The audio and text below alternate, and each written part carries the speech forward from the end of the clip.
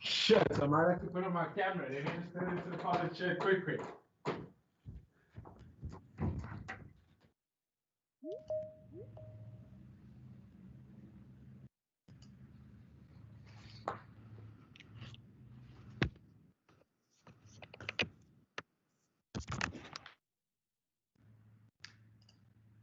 Good morning, colleagues. It's very nice to see you all again. We haven't seen each other in such a long time. Welcome to the first meeting of 2021 of the Standing Committee on Social Development. My name is Gillian Bosman, and I am the chairperson of this committee.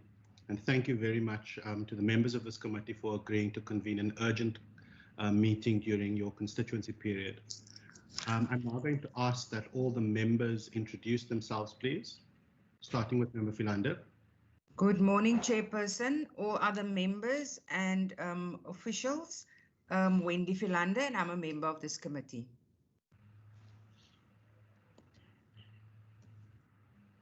Good morning, everyone. My name is Ricardo Mackenzie. Good morning, Chairperson, and good morning, fellow members. My name is Khalil Brankais. Thank you, Chair.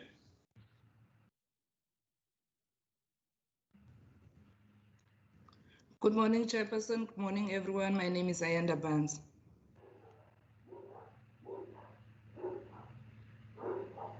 Good morning, Chair. Dylan Mitchell, and I'm a member of Parliament. Do we have any other members online?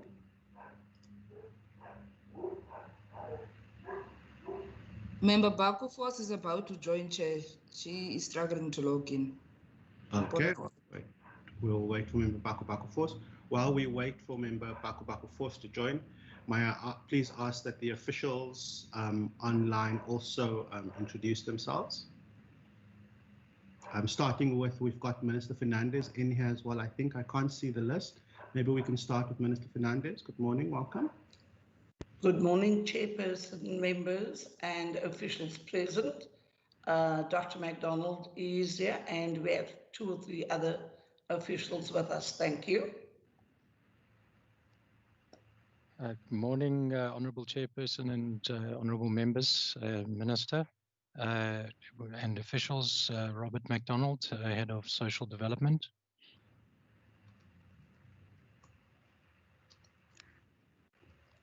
Good morning, Honourable Chairperson, Honourable members, MEC, HOD, and other colleagues. My name is Bandile Maqatuka, Head of SASA in the Western Cape Province. Thank you. Good morning, Chairperson. Good morning, everybody. I am Zondile Eu. I'm the Chief Director for Community and Partnership Development within the Provincial Department of Social Development. Thank you. Thank you. Good morning, Chairperson, everybody. The Honour Person, Chief Director, Social Welfare, Restorative Services. Thank you very much, Ms. Person.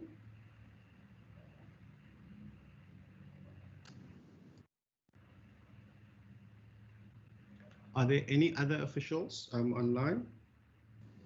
Good morning, Chairperson and honourable members and colleagues. I'm Ananda Nal. I'm the Head of Ministry in the Office of Minister Fernandez. Good morning.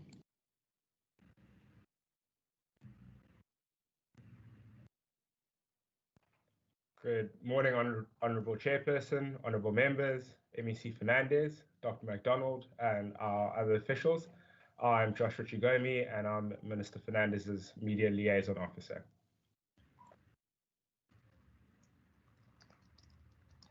Thank you very much. Am I missing anybody?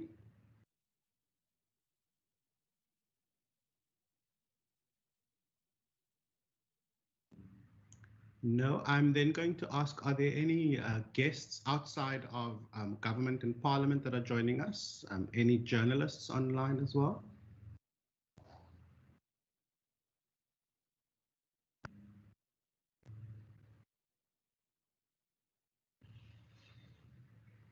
Is there nobody from outside of Parliament and government?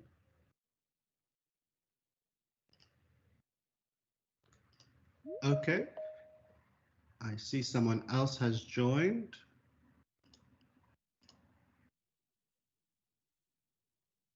We are still waiting for member Baku Force, who is having some technical difficulties. We are also going to be joined by Dr. Zahid Badruddin from the City of Cape Town. He's running a few minutes late. I see there's a hand from Mr. Jansen. Please introduce yourself, sir. Good morning, Chairperson. My name is Clive Jansen. I'm from SASA. Good morning, Mr. Jansen. So member Baku Force is joining us as soon as she is connected, and Dr. Zahid Badruddin, the Mayoral Committee member for Social Development in the City of Cape Town, is also joining us, but he tabled an apology to say that he is going to be a little late because he is running from another meeting. Members, just a reminder of the cardinal rules of WCPP online conferencing. We're going to ask that when you're not speaking, please mute yourself. You may use the chat function or the raise your hand function if you'd like to register a point of order. Please identify yourselves when speaking, and also please use your mic and your video if your bandwidth allows. When you are speaking, if you're not speaking, you may turn your video off.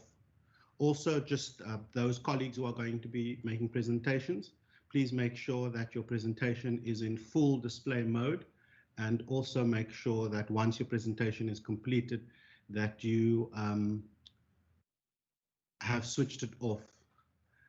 A very warm welcome to our procedural officer, Ms. Nomonde Jamke, as well as our IT support staff making this meeting possible during COVID times. Nomonde, do we have any apologies? No apologies, Chair. Thank you very much. Colleagues, and we are here today following complaints to this committee as well as media reports on the backlog in the processing of the temporary disability grant applications in this province. The committee then resolved to convene a special meeting with the Western Cape Regional SASA to engage them on the plans that SASA has to address this very urgent challenge, and the Speaker and Chief Whip acceded to that request. The committee further resolved to extend an invitation to the Provincial Department of Social Development to give the committee an update and overview on the food relief measures that the province has put in place, specifically food relief for vulnerable people like those living with disabilities. We've all seen the scenes outside of SASA offices. Some of us have spent the last 2 weeks outside of some of those offices engaging with destitute grant beneficiaries. And we've seen the overcrowding and the sheer desperation with people resorting to sleeping outside of the Bellville office. And that's something that we urgently need to give answers to our constituents to.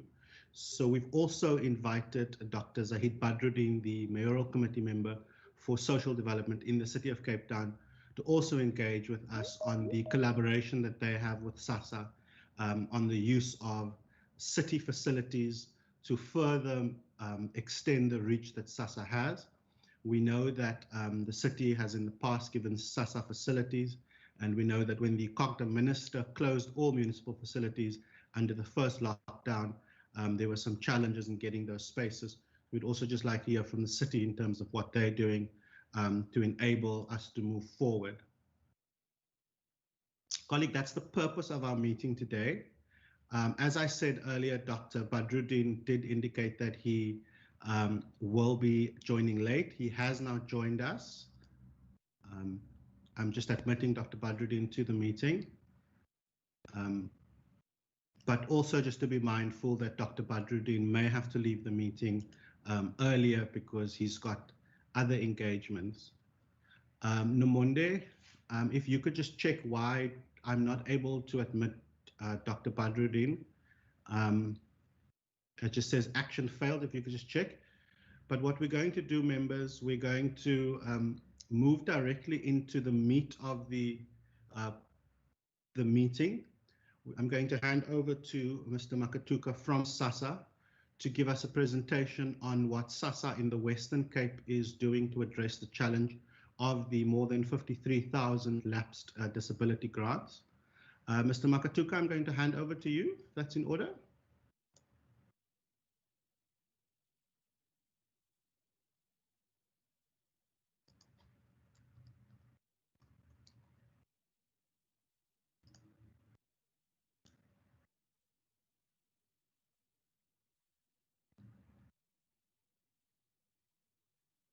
Mr. Jansen, I see your hand.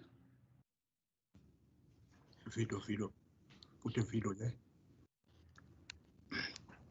Go to the presentation. Okay, I need to do this now. Go to the presentation. I need to go this way, that way again. No, not that one. Stop. Good morning, Chairperson. Good morning. Chairperson, I was trying to load the presentation. Mr. Jansen is assisting me with that. Here is the presentation. Here you go. Okay. Okay. Good morning, Chairperson, honorable members, the MEC, HOD, and officials who are present in this engagement today. My name is Bandile Makatuka. As I introduced myself earlier on, I am the head of SASSA in the Western Cape province. Before I start, Chairperson, with the presentation, please allow me to tender an apology on behalf of Mr. Henry Titra, who's on annual leave, but will be coming back in the next week.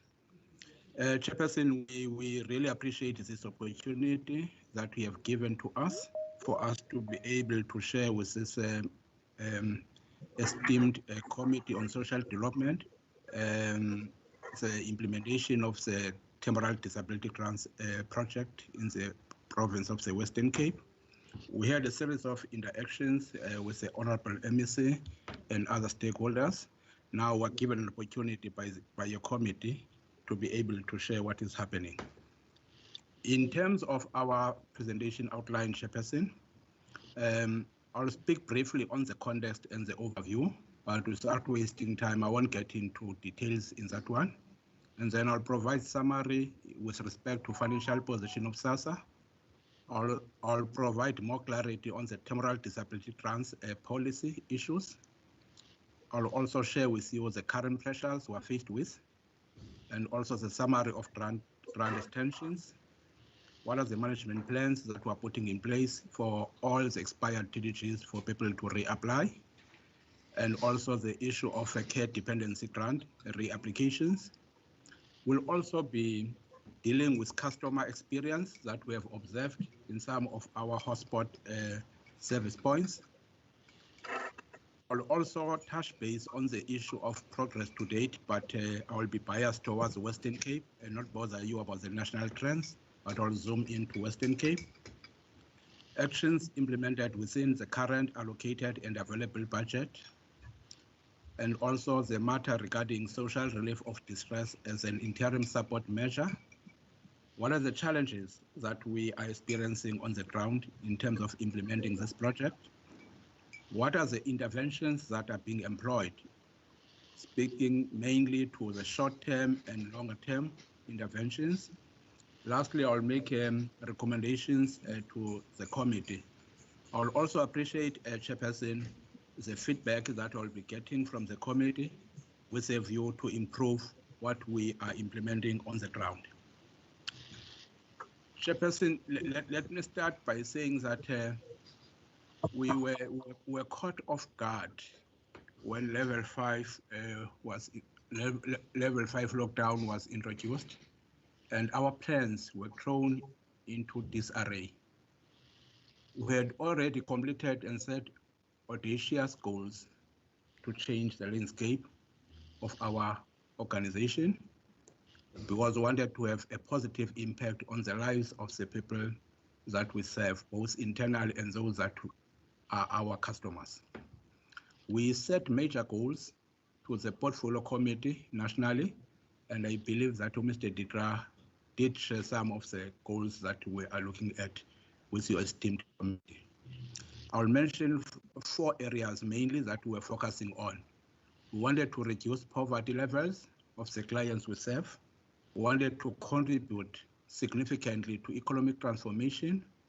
We also looked into the issue of enhancing customer experience and improved organizational efficiency, which was to drive costs down and ensure effective and efficient service delivery models that we intended to implement. All this was underpinned by the implementation of technology and the digitalization of our platforms as a center of our strategy for the entire MTF. We wanted to automate SASSA processes and move away from the current manual processes. There were certain guiding principles on how we do our work, the most important of which was putting our customers at the forefront. We were more customer-centric. It was therefore devastating to us that instead we experienced the lives of our clients in the last 2 weeks being negatively affected, especially in the hotspot areas of the Western Cape. Chairperson, as I made a request earlier on, I won't be taking you line by line in terms of the context and the overview, except to say we'd like to take this opportunity given to us to send an unconditional apology to the applicants who were inconvenienced due to the lapsing of the grants, despite it having been communicated individually and on a range of platforms. But there were challenges, despite us having engaged some of our clients. Therefore, we're doing everything possible within our powers to address the challenge. We also committed to invest our resources towards improving service delivery, transformation and business processes engineering projects that is already taking place in our country and also in the Western Cape. We are reviewing our value chain processes. We are reviewing our business plan to be biased towards improving the services that we render to our people. Chairperson, like many other organizations, we had to reprioritize to accommodate the COVID-19 measures. COVID-19 took us off guard. We had to change our strategies. We had to amend our plans to take into account that we work in a different environment. We had to review some of the interventions and targets in July where we lost time due to lockdown. For instance, extension of the validity of temporary disability grants and care dependency grants was done after they lapsed from February 2020. And also how to operate within the state of the disaster. We could not throw our arms in the air and say, your grants have lapsed, there's nothing we can do. The cost of these extensions is approximately 1.8 billion to date. Therefore, we also remain to assist the TDG applicants. However, the resources at our disposal are not sufficient enough to continue to cover everyone. We are therefore, Chairperson, required in terms of the law to conduct new assessments in order to ensure that only qualifying beneficiaries are considered and paid. Later on, Chairperson, I'll speak about what is it that we are doing to accommodate some of the TDGs whose grants have lapsed. Because there are those who are 59, who will be turning 60 in a few months' time. I'll speak about the plans that we are implementing with immediate effect to accommodate those. We activated specific programs that contribute to government's comprehensive measures that are targeted at securing the well-being of South Africans for the duration of the national lockdown period and beyond. I will take you some of the interventions that we have rolled out. The first one was the provisioning of food parcels through the Social Relief of Distress program. In March, April, we had a massive food security program that we rolled out, even here in the Western Cape. It was a national program. Provision of not only a system, but also onboarding and processing of new, of new clients, using new platforms that we intended to ensure that we minimize the spread of COVID-19 to our grant beneficiaries. We came up with a stream pane. This came up with a stream pane, yet exciting learning for the future, of which we'll be talking about. The past year has been the most challenging period since the advent of our democracy. The challenges were exacerbated by the economic disruption, which quickly translated into a poverty crisis, as more households ran out of resources to meet their basic needs. SASSA was one of the key stakeholders to implement some of the critical socio-economic relief programs and measures that were announced by the state president. In addition to the payment of the normal social grants, SASSA implemented the following interventions. The first one, there was a top-up of existing grants. There was a top-up throughout the country of existing grants, and approximately 30 billion was spent on the top-ups alone. 30 billion was spent on that. There was a special COVID-19 social relief of distress, what is normally called 350 grant, which was implemented from May and is going to be ending end of January 2021. In this regard, an amount of approximately 15 billion rand has been on this program to benefit over 6 million beneficiaries monthly that were paid. There was an extension of the validity of the temporary disability grants and care dependency grants, which lapsed from January 2020 and were paid up until the end of December 2020. That's the focus of our interaction for today. In addition, the agency continued to assist in areas affected by disasters. There are many disasters in the Western Cape where we are involved as well, as much as the issues that the MEC has raised that are under consideration, but we are on the ground working with various stakeholders. We're working with the City of Cape Town, we're working with social development, we're working with the Department of Human Settlements. We are part of the multidisciplinary teams that are working on disasters in the Western Cape. Let me just quickly brief you about the financial implications so that you are all on the same page.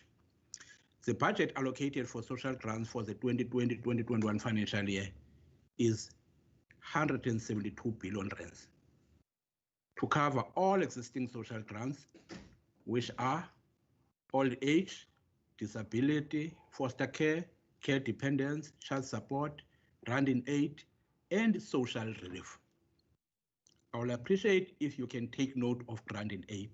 Grant in aid is paid to senior citizens who need the assistance of another person to be able to live a normal life. Let me simplify it further.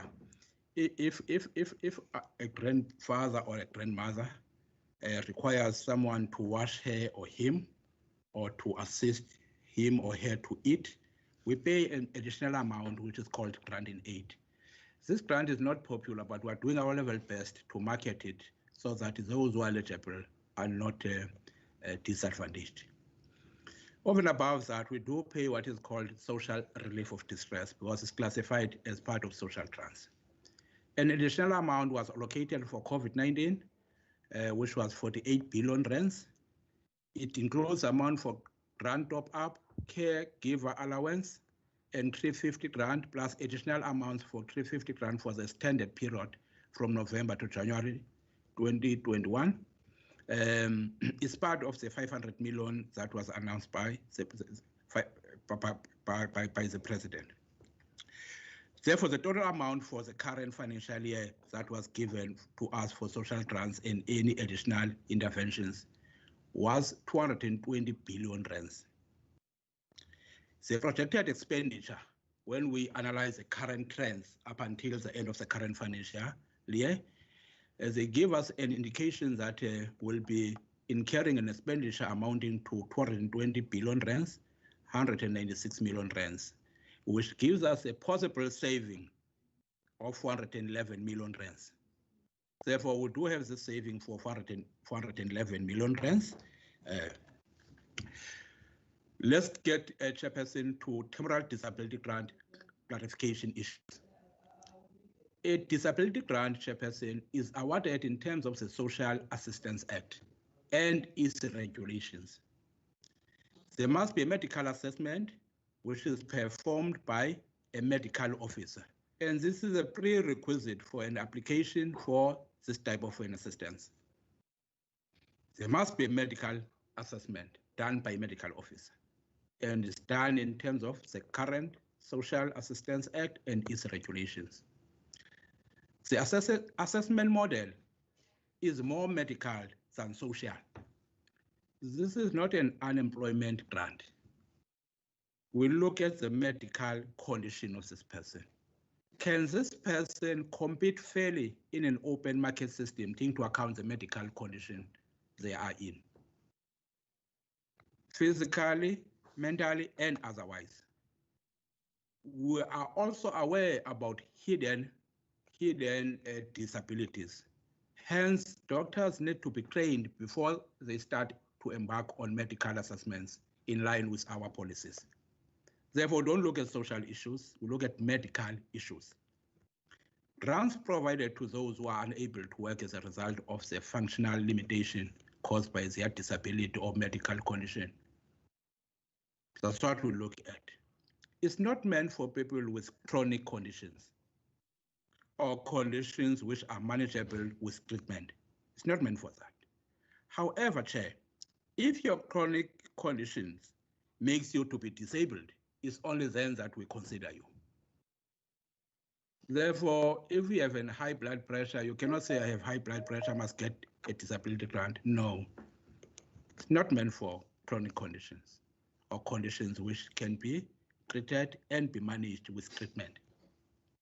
Therefore, temporary disability grants are provided for a period of 6 to 12 months, after which the grant lapses in terms of the Social Assistance Act. We do not review a temporary disability grant in terms of our laws. If it's for 12 months, it must be for 12 months, and you start a new process. The extension of the TDGs for the current financial year will cost approximately 1.2 billion for the remainder of the current financial year.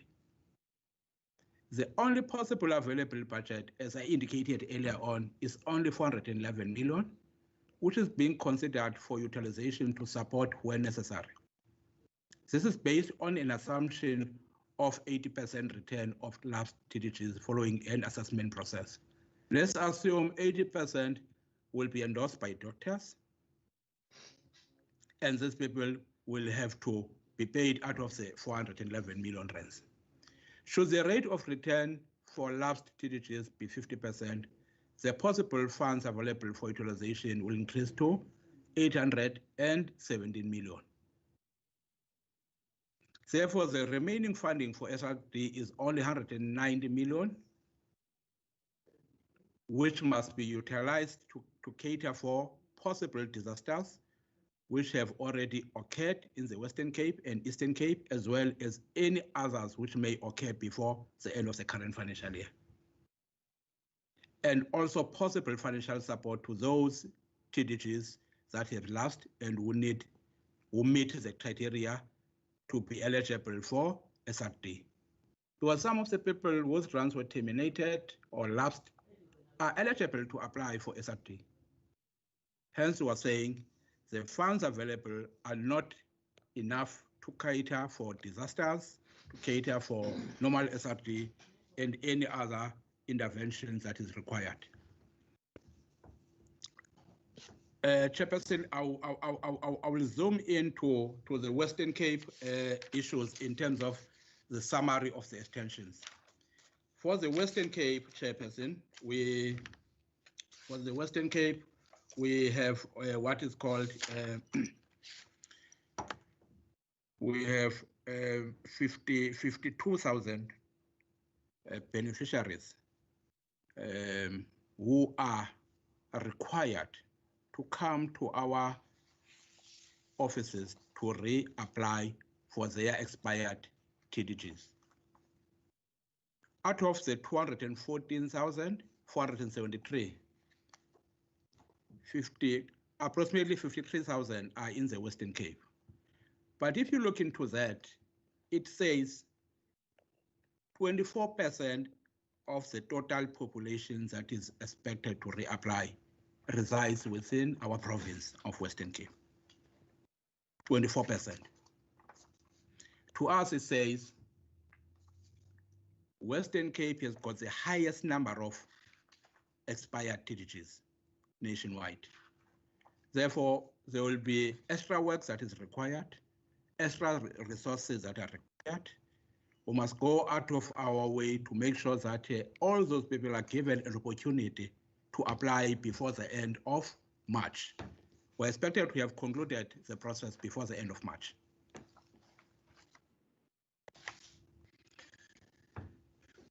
What is the management plan in respect of this project to ensure that those who wish to reapply are given that opportunity? What we have done, Chairperson and honorable members and MEC, we have embarked on a massive communication and messaging program. All the affected clients were informed via individual letters. And during monitoring and queue management, when payments grants were paid for the past 3 months, we were given a clear mandate to inform all those clients who were getting money for expired TDGs to say, please come forward to make appointments, make bookings so that we can start a new process. There were public mass media and social platforms used. Local radio stations were also utilized. There were engagements with civil society formations, depending from province to province. We also embarked on a stakeholder cooperation and support. We engaged community leadership. We engaged our critical stakeholders. And the main critical stakeholder in this regard is the Department of Health, so that we can ensure the availability of medical practitioners for assessment purposes, and also for us to be given access to medical records of the clients who come forward to apply. We depend on health for facilities like clinics, hospitals, but we're also mindful of the fact that we are competing with COVID-19 pandemic. We have also engaged with local government for access and use of their facilities. On the 17th of June, we met with the leadership and the mayor of the city of Cape Town to ask for access to certain facilities. We had a very fruitful meeting in that regard. What is our plan moving forward? The third element of our plan, Chairperson, we have made a commitment that this project must be completed by 31st of March, 2021. We have adopted a twofold approach. We are saying the care dependency grants must be treated differently from the expired and lapsed TDGs. A care dependency grant is a grant paid to a disabled child who was under the age of 18. And they are under the care of their parents. We are saying we don't want to cause unnecessary inconvenience to those children. What we have done, Chairperson, we have adopted a paper-based approach exercise. We have asked doctors to look into their files, make sure that they do a paper-based exercise, because the chances of them not qualifying are very slim. We don't want them to come and be subjected to long queues at our offices. It's only after the doctors have made recommendations that we'll invite their parents to come and make applications. They don't have to come, so children.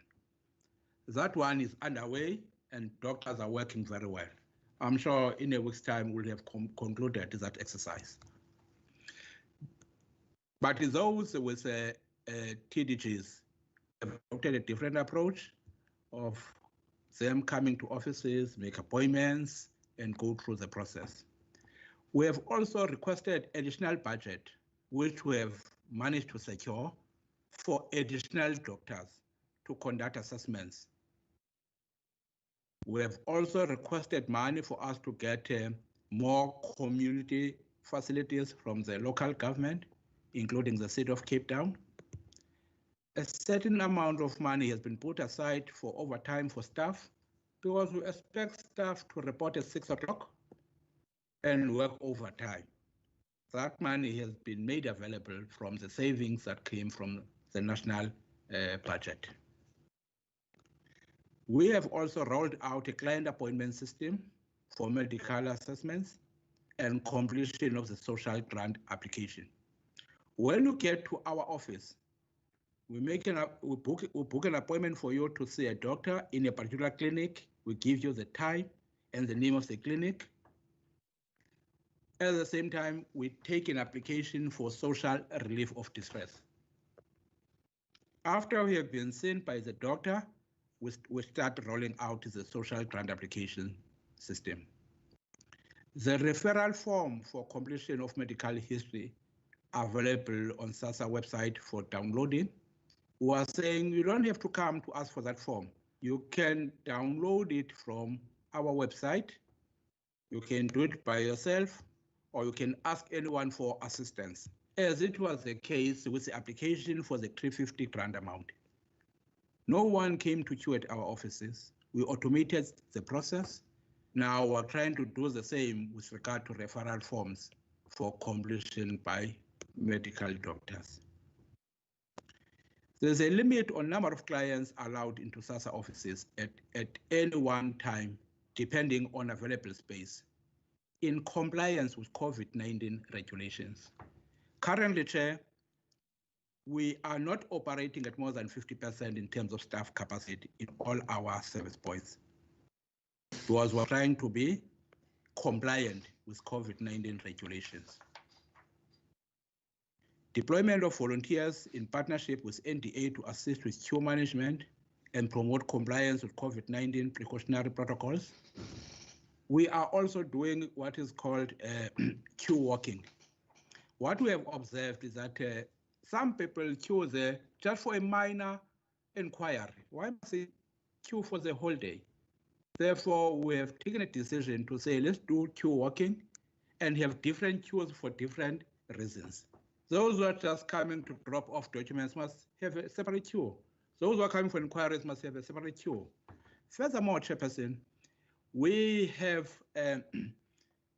directed all our local offices to dedicate a special landline for people to call in and make appointments, for people to make inquiries. They don't have to come to SASSA offices, because we're trying to minimize the coming of people to our offices in line with COVID-19 precautionary protocols.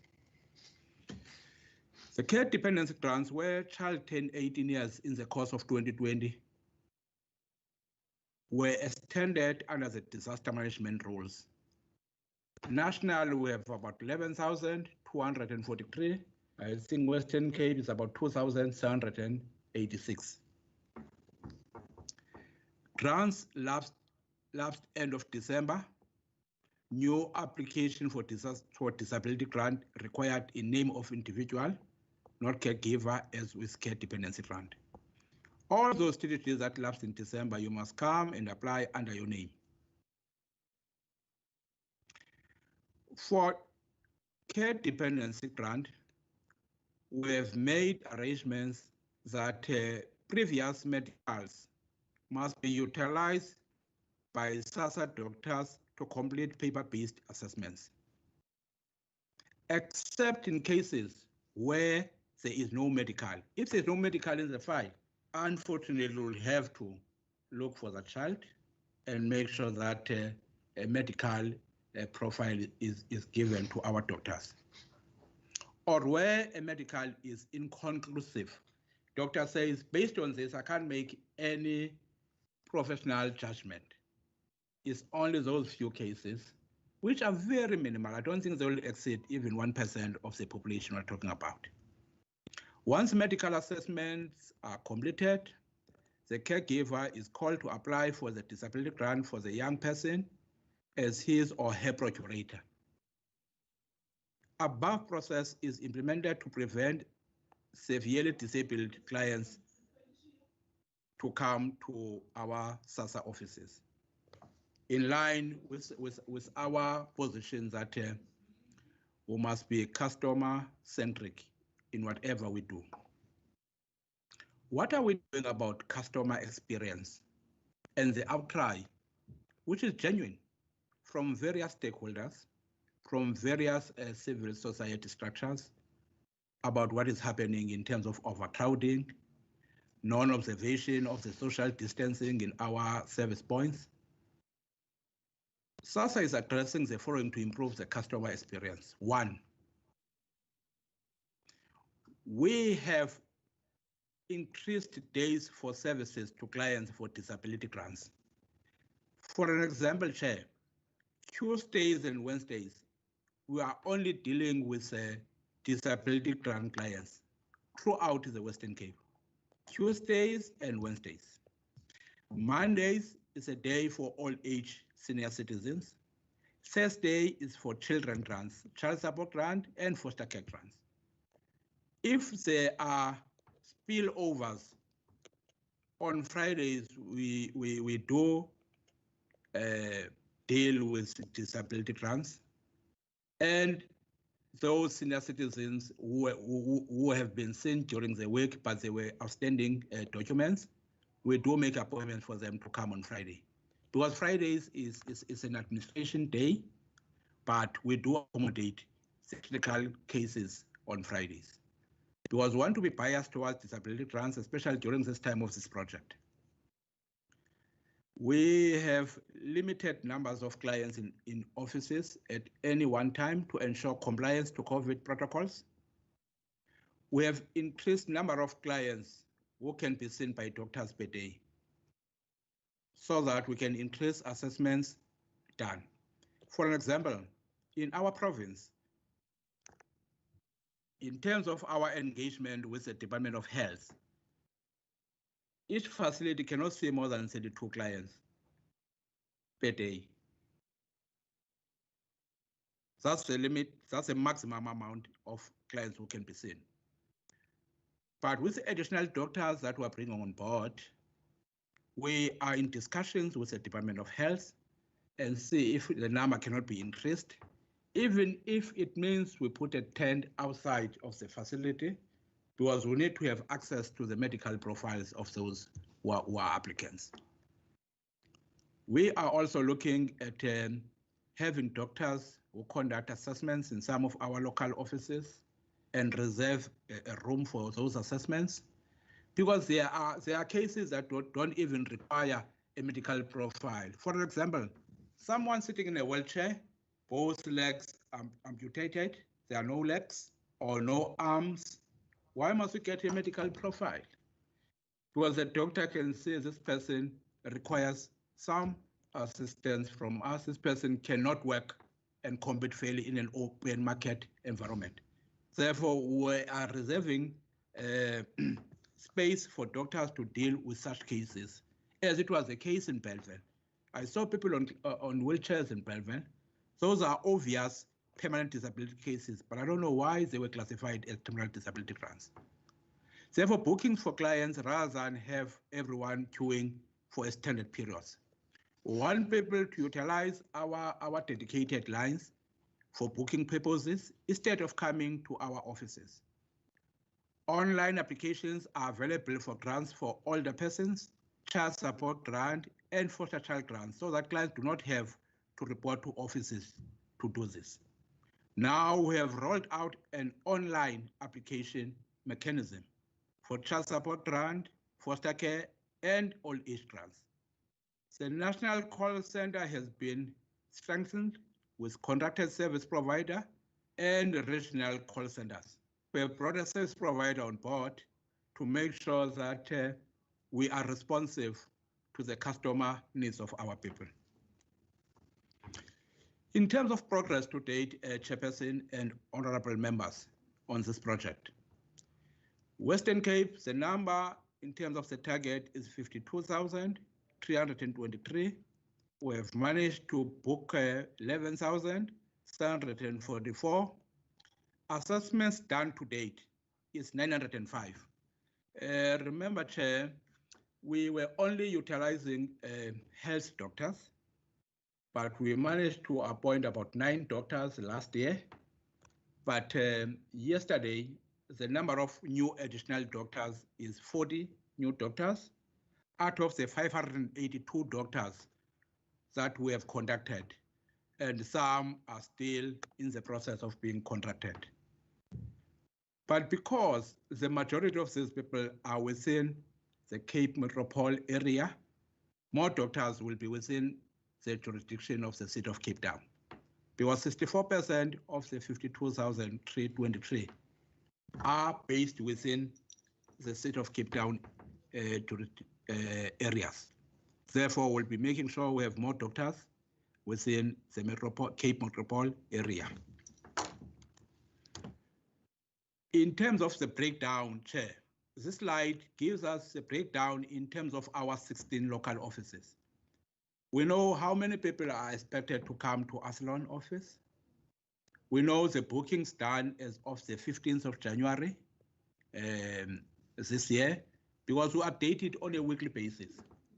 Therefore, these are the stats that were registered last week, Friday. But this coming Friday, we'll add the work that is done during this week. So it's a breakdown of the 905 that has already been assessed. What are the actions that we have implemented within the current available budget? We are saying, Chairperson, as much as the legislation says your grant must be terminated, we have looked into how much amount is available. What is it we can do to reduce the inconvenience to our people, especially those who are within this category of expired TDGs? We have taken a decision, Chairperson, that all those who are 59 years old, we are going to reinstate them. The number is 9,295.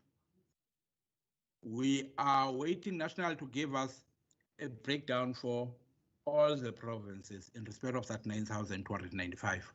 And I can assure you the majority will be Western Cape because we have the highest number. We are also looking at those that are receiving TDGs, at the same time are getting grant in aid. The number is 6,079. Those grants will be reinstated and those people will be paid. They don't have to come and reapply because they'll be they'll be getting what is called special arrangement taking into account their personal circumstances. Because if you are getting grant in aid, it means you will require the assistance of another person to live a normal life. Therefore, we are more vulnerable. The third category is those receiving TDGs through procurator. It means somebody else is appointed to receive this money on your behalf. It means you have a special need. There are about 577. Their grants will continue. There are those receiving TDGs through administrator. We appoint an administrator when you are unable to manage your financial affairs. Let me cite an example. If you get a disability grant, but use this money to buy alcohol, it doesn't serve the intended purpose. When we get a complaint, we immediately liaise with the HOD of social development or a social worker at a district level for them to be able to undertake an investigation on our behalf, because they are better schooled to look into the circumstances around that person. Is there any family member who can be appointed by me in my capacity as a REM of SASSA in Western Cape to administer the financial affairs of our client, or a community leader, or anyone the social worker can recommend based on the circumstances that prevail pertaining to that matter? Therefore, we have a total of 16,024 reinstatements that we have taken a decision I'm sure head office has already implemented. Therefore, the total cost for this for the current financial year is 98 million, while the cost for a period of 12 months is 391 million. Remember, if we restate them between now and end of March, it's going to cost us 98 million, but out of that 411 million, therefore 98 million will be looking after this category of clients. But there is a carry-through cost for the next 12 months, which equates to 391 million rands. That one has also been taken into account, and surely it will be factored in the new allocation for the 2021-2022 financial year. We have also looked into limited SRD to be provided within budget to TDG clients who apply while they are waiting for an assessment at a value of 500 Rand per month per person for a maximum period of 2 months. We are saying, if you apply for a TDG because it expired, whilst you are waiting, we are making a provision for you to be able to get this SRD, but it's not going to be in a form of food parcel or a voucher. It's going to be an electronic payment into your bank account. Because these people were our clients who do have their accounts, we're paying their monthly grants into those accounts. We'll continue doing so on a weekly basis. These are the issues that we're implementing to make sure that at least we alleviate the pressure of those whose TDGs have expired. In order to try and reduce the hardship caused by this process, a process which is needed to ensure compliance to legislation, because Auditor General will come and say, we have not complied. Whatever money that we have paid will be classified as irregular expenditure.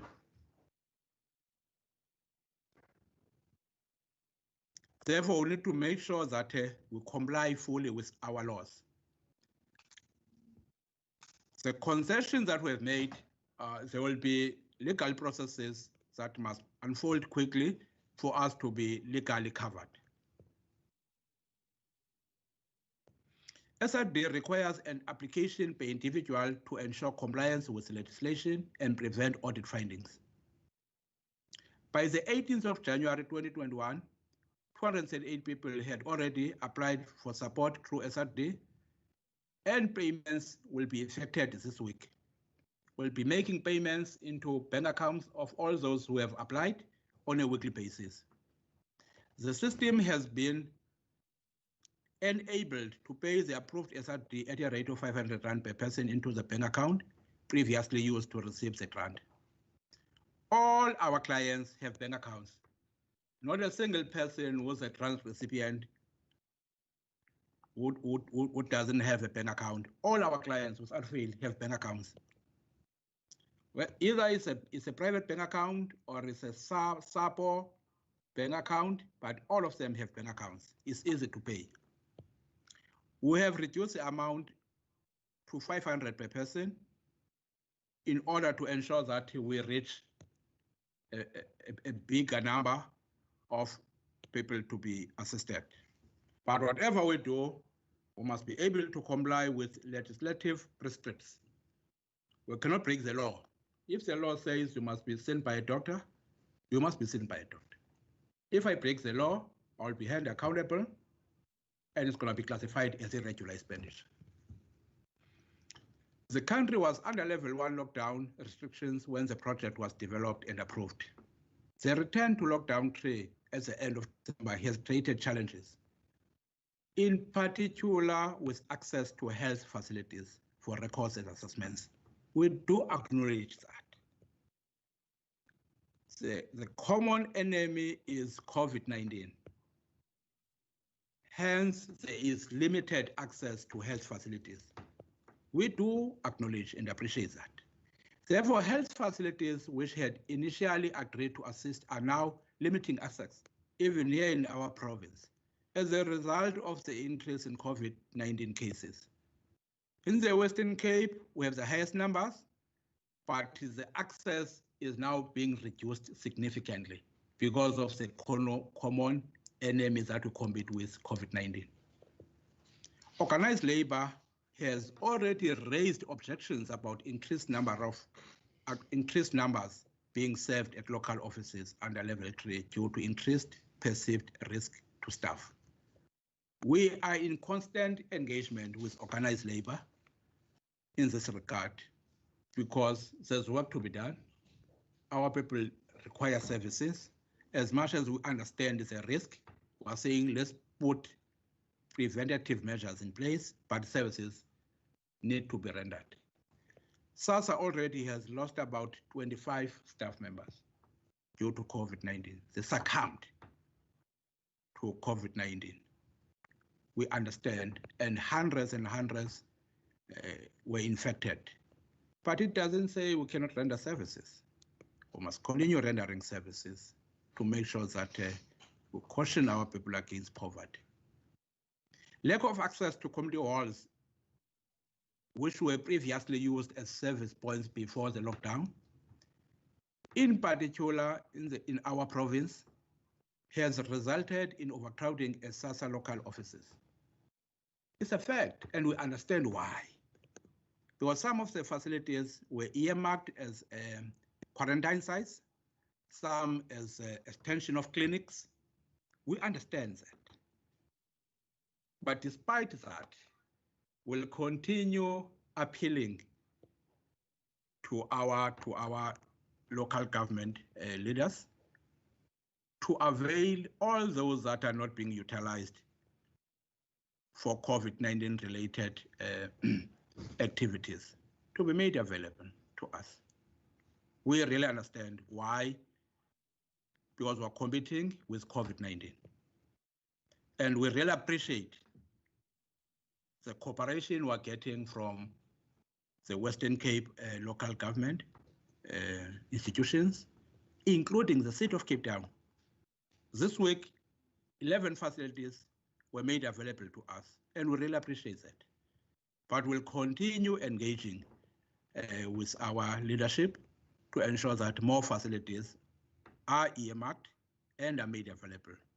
Over and above, Chairperson, we are also targeting privately owned facilities like churches.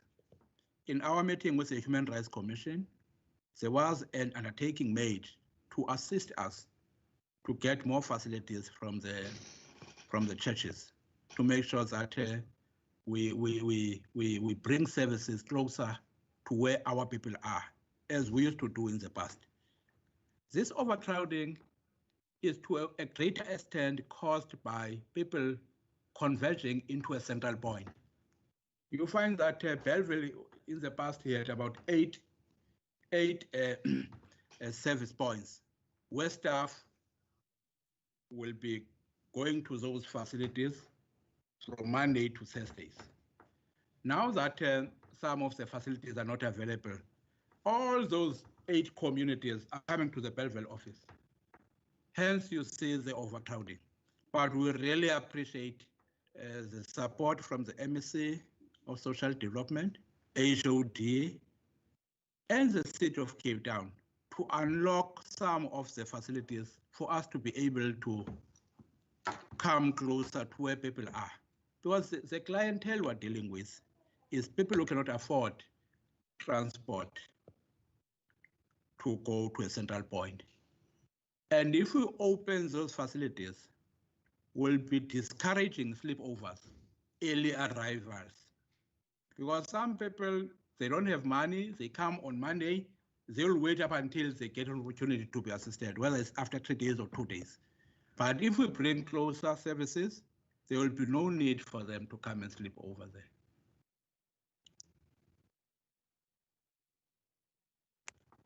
Funding to reinstate all lapsed TDGs and keep in payment will cost about 1.2 billion for the current financial year. And we don't have such funds because earlier on we were saying there was only 411 million rands available. In terms of the interventions that we are employing at Chairperson, because I'm about to conclude, We have strengthened communication as support to this project, radio community stations, use of SASSA mobile units to take services closer to communities, additional support for the call center to ensure that all calls are responded to, project to continue as planned, but with additional doctors to be contracted. Process is already underway in the Western Cape, which is area most affected. Today, we are signing contracts with 40 doctors. Training will take place from this afternoon for them to be able to be ready to start working as early as next week in some of the areas. We have made an approach to COCTA and the city for community halls to be made available, and 11 already have been availed to SASSA in the Western Cape by the City of Cape Town. This will help to bring services closer to our people and reduce pressure on SASSA offices. 133 sites out of the 180 sites available in the Western Cape have already been availed by all municipalities in the Western Cape province. For instance, in the Cape Metropole area, we were utilizing 41 sites before the lockdown, but now 11 sites are already made available.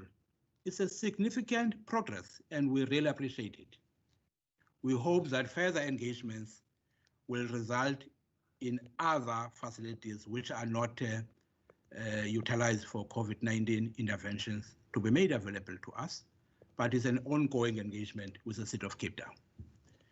We will be fast-tracking the appointment and training of additional contracted doctors in the Western Cape. There were 33, but we had another 7 yesterday. The number now is 40. We'll conclude everything this week. Referral forms are available on SASSA website and also mailed to clients who inquire to take some initial pressure off our local offices. The contact details of the people who have been given the forms without going to SASSA offices are then provided weekly to local offices to schedule the assessments required. Therefore, people don't have to come. We'll be making available all the contact numbers that are utilized for appointments for all our local offices. We have 16 local offices in the Western Cape. We have a list of all those numbers. We'll make them available to your office chairperson so that you can share with the honorable members for people just to call and make sure that they make appointments online. Progress to be reported weekly to immediately implement remedial action when necessary. We have also put an appeals tribunal on standby to cope with increased number of rejected applications. If you are rejected, you must be able to get relief immediately and a recourse immediately by dealing with the appeal through the appeals tribunal. In terms of the medium to long term, but if I may conclude as a short term, Chairperson, we have taken a decision that all the hotspot local offices will be buying 100 chairs. We placed an order yesterday because when people are queuing, they must sit in dignity and not stand. We are also buying loud hailers so that we are able to communicate with them with ease. We are investigation into the high number of TTGs provided in the Western Cape in particular.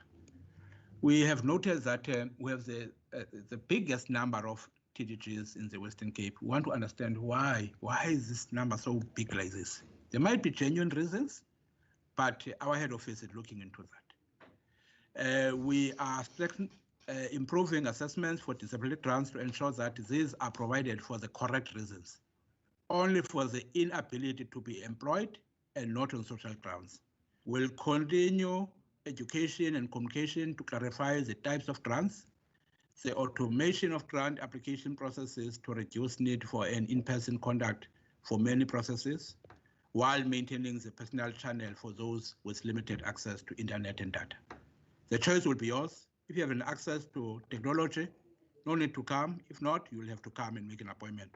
We are reviewing the legislative environment governing the disability-related grants. We are introducing assessments by other health professionals and not only doctors.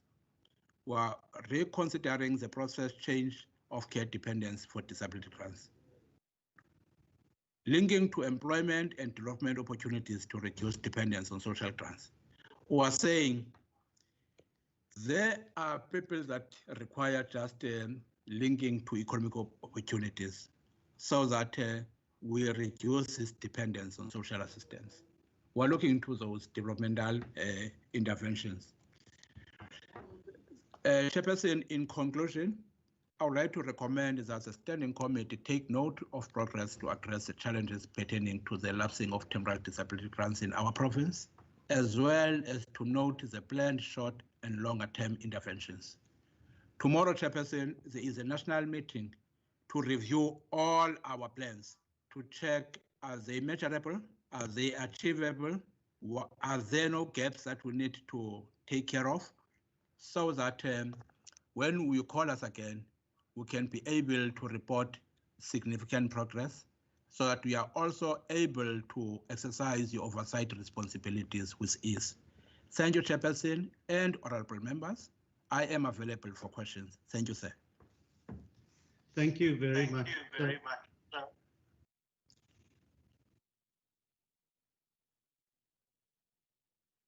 Thank you very much for the presentation and for all of the detail. I must say, just the first thought that pops into my head as you concluded was that this is very different to what is happening on the ground. This is not what communities are experiencing, but we will just very briefly, before we move to questions, I want to give an opportunity to the City of Cape Town. As I said earlier, Dr. Zahid Badruddin, the Mayoral Committee member for Social Development, has joined us. If we could now get a response from the City of Cape Town on the interactions that they've had with SASSA and the agreements that are in place to make these facilities available. And if Dr. Badruddin can perhaps share their experience, and then we will move into questions. Dr. Badruddin?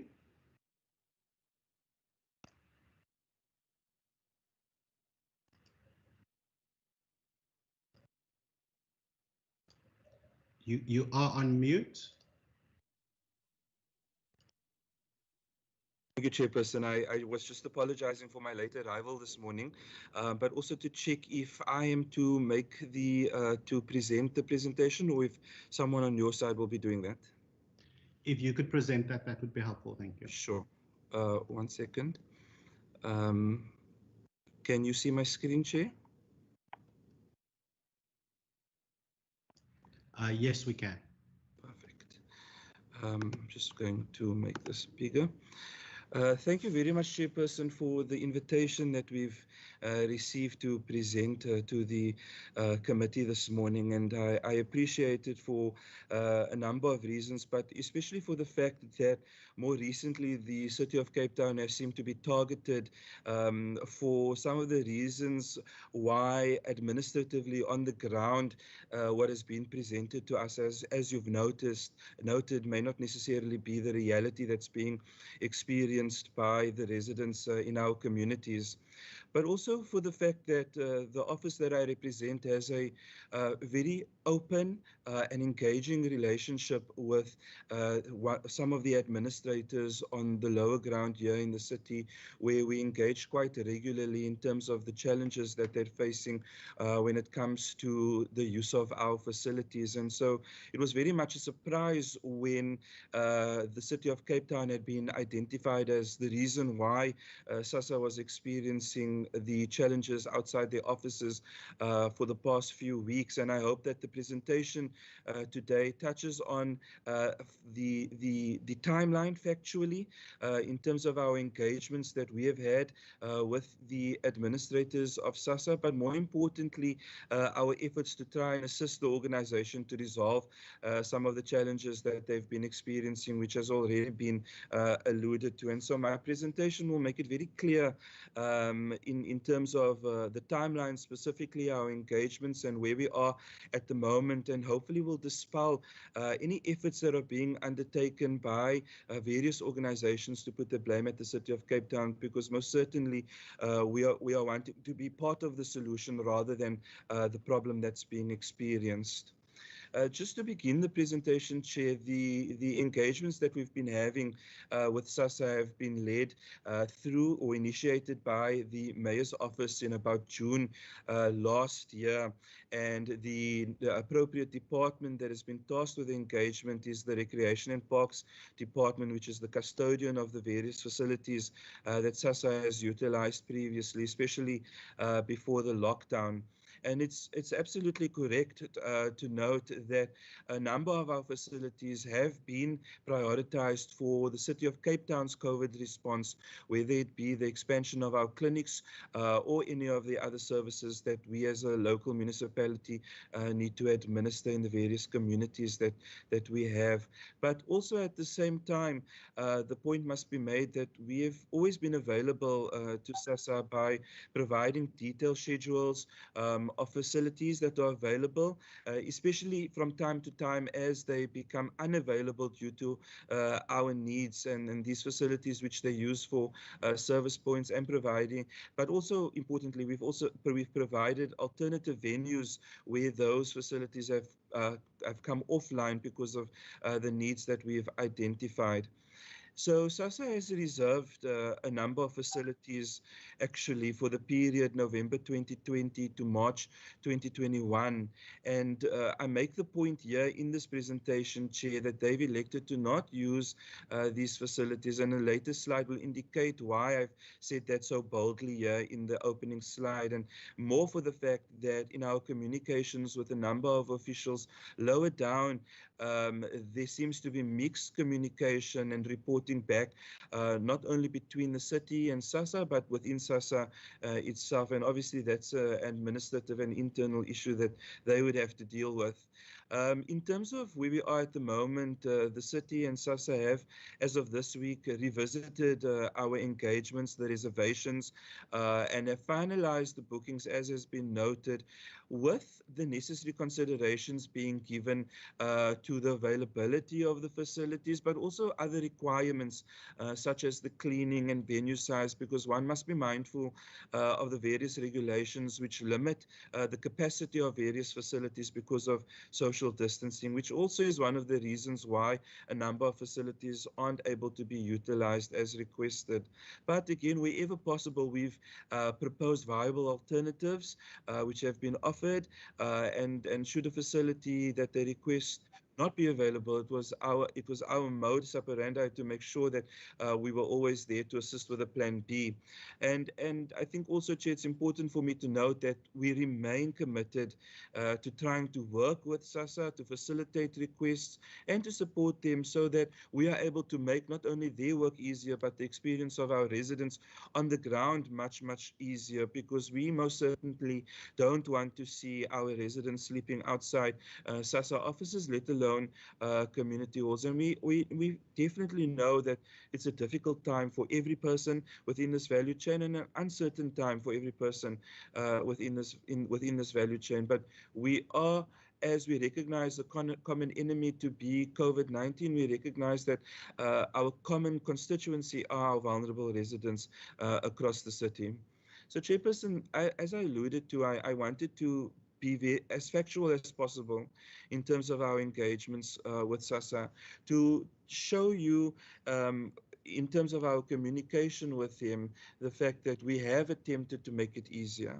Our engagements with SASSA go as far back to 31 March 2020, where we've received an email from the Senior Manager, Facilities Management, confirming that SASSA wouldn't be using any of the city facilities as SASSA venues during the lockdown, other than the Wynberg office, which is located at one of our sports fields. That's a key point to make, Chairperson, because it shows at the very beginning of the lockdown, we had engagements with the organization to try and assist wherever possible. And at the very beginning of the lockdown, they had indicated that they would not use the facilities that they had previously used. And this, Chairperson, is evidenced in our email communications that we have with them. Then later on in the year, Chair, about around June, we had engagements with the General Manager where we continued to offer assistance, and at that stage SASSA provided us with a list of facilities that they would then require to be used as SASSA venues for their purposes. This also is at about the same time that the mayor had met with SASSA. I had attended that meeting. A number of other officials representing both the City of Cape Town and SASSA were present at that meeting. This was then soon followed by the signing of a memorandum of understanding that did two things essentially. Firstly, it recognized the challenges that would come about as a result of the lockdown, but further re-emphasized our efforts to work with the organization to try and make it easier, not only for them, as I've mentioned, but for our residents as well. On the 6th of July, Chair, we then, through the Mayor's office, had emailed Mr. de Graaff attaching the list of facilities which they had requested, confirming the availability, providing alternatives for facilities where they were not available, as well as contact details of officials in each area appointed as champions to assist the organization. The Mayor's office went even further to say, here's the executive director's contact details, the acting executive director at that time. Here's his contact details. Please make use of this official to expedite, to unblock any challenges that are being experienced by the organization. Again, with the aim to make it as easy as possible for the organization. This was very warmly received then by Mr. de Graaff, who thanked the city and advised that he has forwarded the information onto the corporate officers within the organization. Chair, this slide is quite critical because what it says here, and I must emphasize the point that in our communication as late as October, with the Assistant Manager for Facilities Management, it was once again made very clear by the Recreation and Parks Office that the venues have in actual fact been reserved on the city's system for the period November 2020 to March 2021. Numerous emails and exchanges between both organizations, being SASSA and the city, until a final schedule with the confirmation of the reservations of the bookings made by SASSA was sent to SASSA on the 10th of November. The bookings were made on behalf of the organization for the period of November 2020, as you can see, to March 2021. But the important point, Chairperson, that I must make here is that even though the facilities were reserved on our side, on our system, they were never utilized by the organization. This is even after we had engagements with them, until more recently, about a week ago, where the City of Cape Town was being accused as an obstacle to the utilization of these facilities, which obviously did come as a surprise, because I hope that from this slide you can see that the city had in actual fact booked the venues as we had engaged with the organization, who then had opted to not use the services for whichever reasons they had then determined. But last week, Friday, I had with my colleagues engaged with SASSA on a regional level, on a district level in Mitchell's Plain. I had personally gone to the office with my community liaison officer, where we wanted to understand what the challenges are and how in actual fact we can solve the problems that are being reported in the media. After that, a positive engagement again, and I want to thank the officials on the ground for the warm engagements that we always have. We then added additional facilities that were requested, so much so that, as has been noted, we were able to ensure that the SASSA, the organization, was then able to use some of the facilities that they had then requested. as you can see from this slide, Chair, more recent engagements back and forth regarding the specific requirements and also the cleaning requirements. And I want to use this point here, Chair, to make an important point, that the community halls that SASSA utilizes are in actual fact, as I've said, community halls which have a multifunctional purpose, which isn't being realized at the moment, yes, because our facilities are also on lockdown as a result of the regulations and the directives issued by the various ministers. But when the city is able to open up again in keeping with the regulations, we can't have, and it goes without saying, that we can't have that our community halls have now been transformed into SASSA office spaces because partitions are being requested, kitchens are being asked to be upgraded, fixed, etc. What we are able to do within our means is to repair and maintain that which should be repaired and maintained, like lights and electrical fixtures, etc., toilet maintenance, etc., which, because of our engagements of the ground, is a continuing project which we have seen a number of successes, especially in our poorer communities.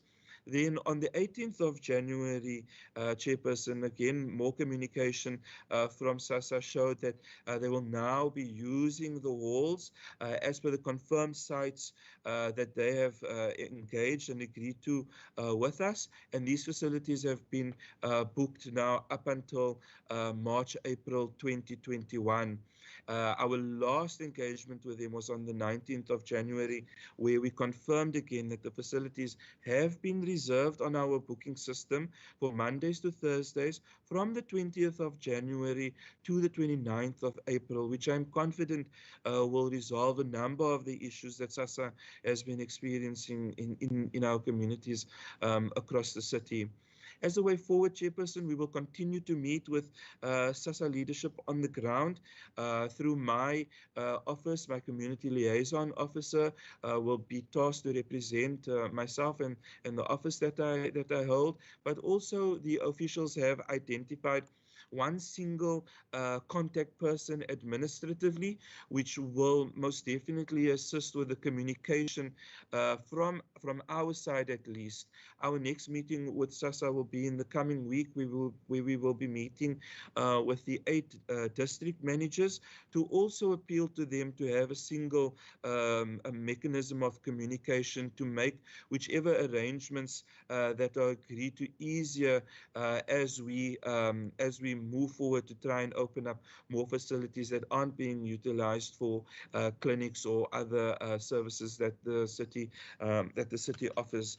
And one of the challenges, Chairperson, that I think is important and worth sharing is that we've found that communication on a local level within SASSA has been a challenge. We've identified this and will continue to identify this when we have our meeting with them, because to make it easier for the organization, we've proposed, as I've noted, a single communication line from their side to the city so that we can expedite and resolve whatever issues as quickly as possible. And in my final slide, Chair, as I've noted, Mr. Boyson, who is the administrative official, will attend all meetings with SASSA, with my CLO. We will also ensure that we have regular communication with the organization relating to the facilities that they're making use of. As I've noted previously, we will appeal for a single point person at SASSA to be our contact person to make communication more efficient. And we will ensure that the outcomes of all of our engagements with them, our meetings with them, our agreements for use are communicated to the respective areas, both on a city level and on a SASSA level, and that we again recommit ourselves to dealing with the feedback and any challenges as quickly as possible, and to identify and to intervene with regard to these challenges as quickly as possible as well. And further and lastly, to ensure that all of our agreements with SASSA are in writing and recorded, because we've now seen a need for that, especially in this instance, to show that in actual fact the city is not the obstacle. We've been part of the solution from the very beginning, Chairperson. No matter what mischievousness any of the senior political officials, administrative officials outside of the space attempt to employ in order to distract our residents from the challenges within an organization that we have no control over.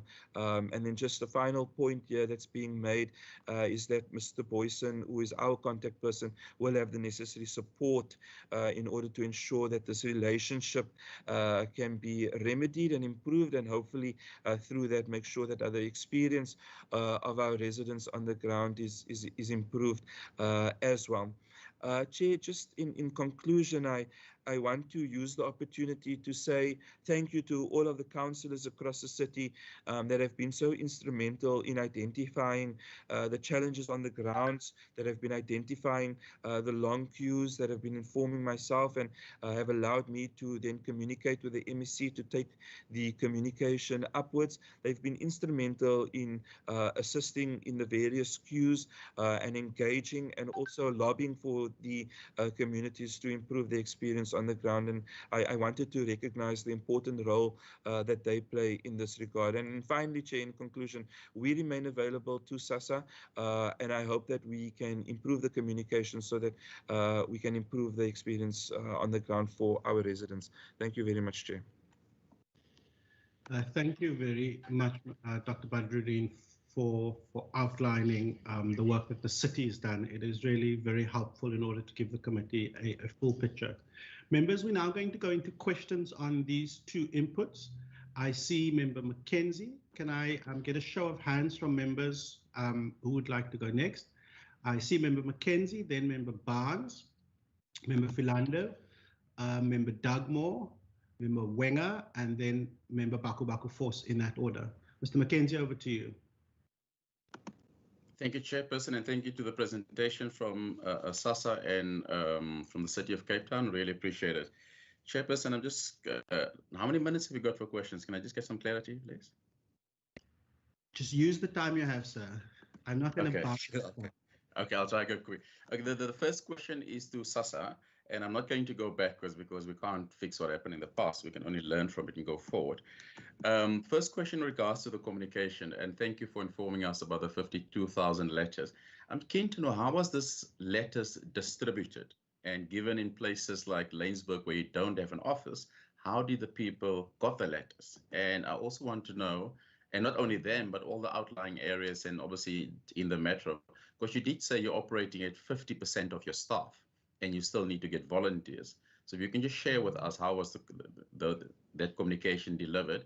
And on that, given that we have 3 official languages in the province, Afrikaans, English, and isiXhosa, in which has you ensured that everyone who speaks the appropriate language got their letters in a language that they could understand?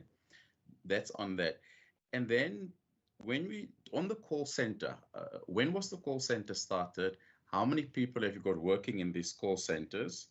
And when did they come on board? And is the telephone line working and working effectively? And has that been communicated to everyone in the province that needs to communicate with you?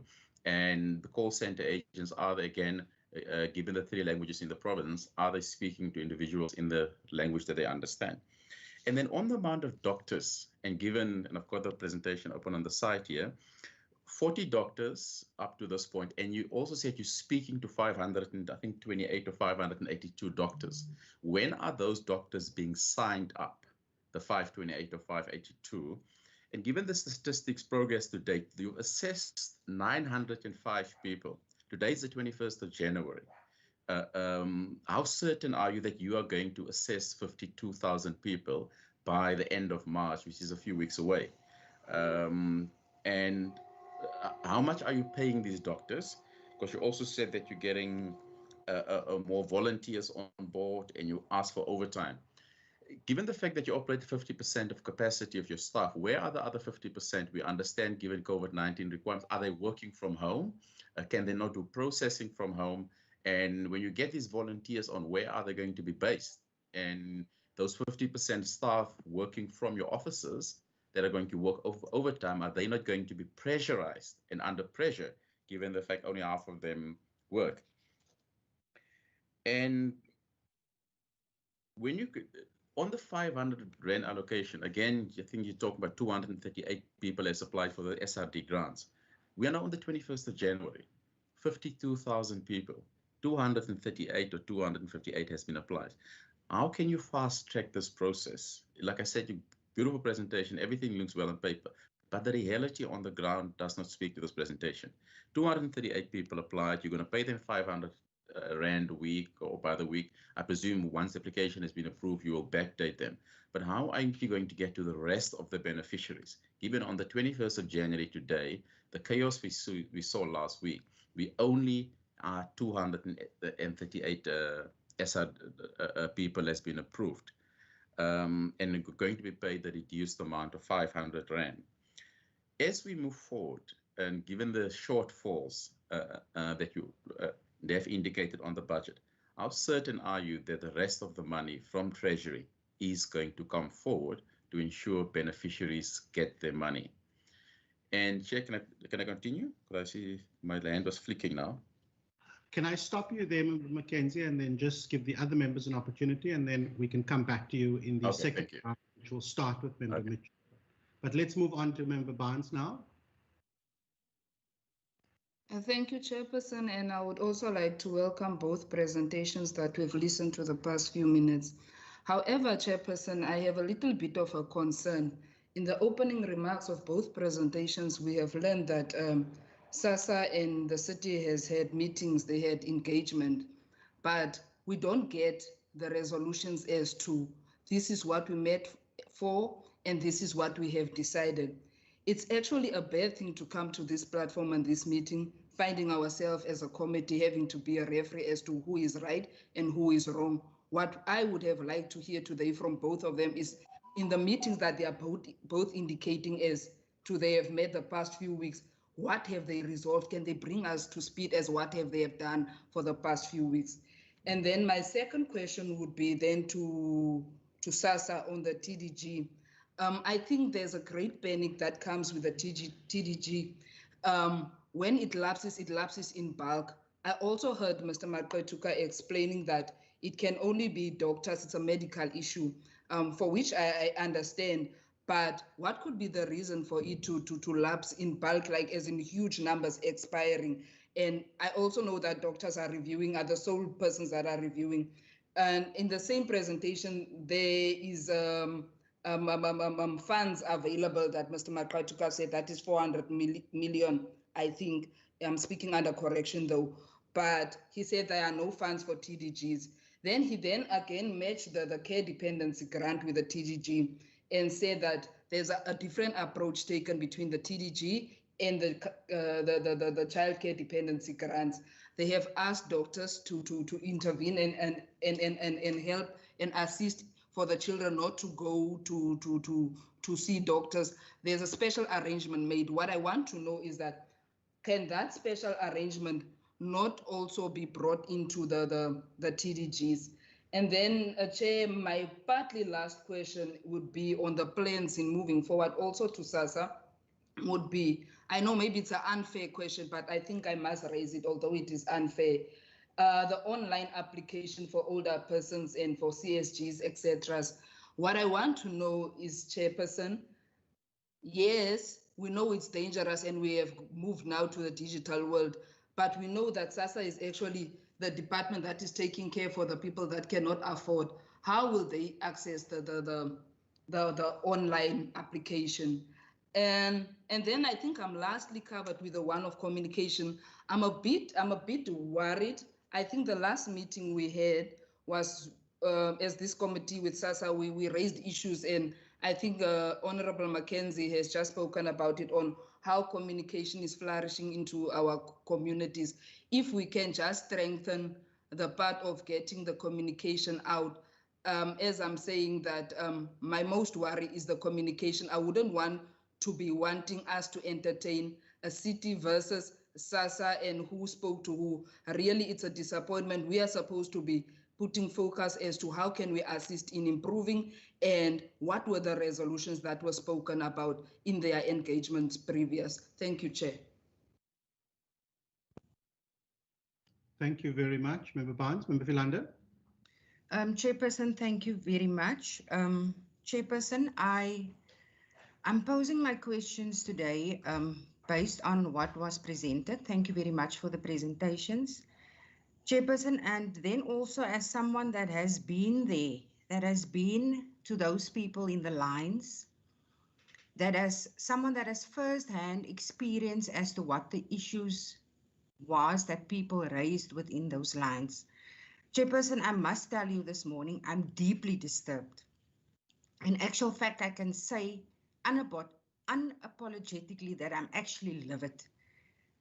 I want to say, Chairperson, to the representative through you, to SASSA, what has been put to us this morning is not what is happening on the ground. And as much as it's a nice presentation, Chairperson, this is not how the people of the Western Cape and nationally has been experiencing this debacle. Chairperson, first of all, how has this mass communication been rolled out, and especially to the outer towns, to the rural areas? I cannot for the life of me think as to why people will flock to these offices, put their lives in danger, and not have received, or rather have received, had the necessary knowledge, and still end up in those lines that can cost them their lives if they had the necessary information. What did that mass communication project or plan, what did it entail, especially to the rural areas? Chairperson, my next question. In terms of the grants that expired, the sir from SASSA made mention of surplus money available. Now, I spoke to beneficiaries that were very clear that they went to the offices, they got an appointment date, which they must go back to. There were no forms offered to them. There were no 500 Rand assistance offered to them. They must just come back another date. Now, how is this gonna transpire at the end of the day?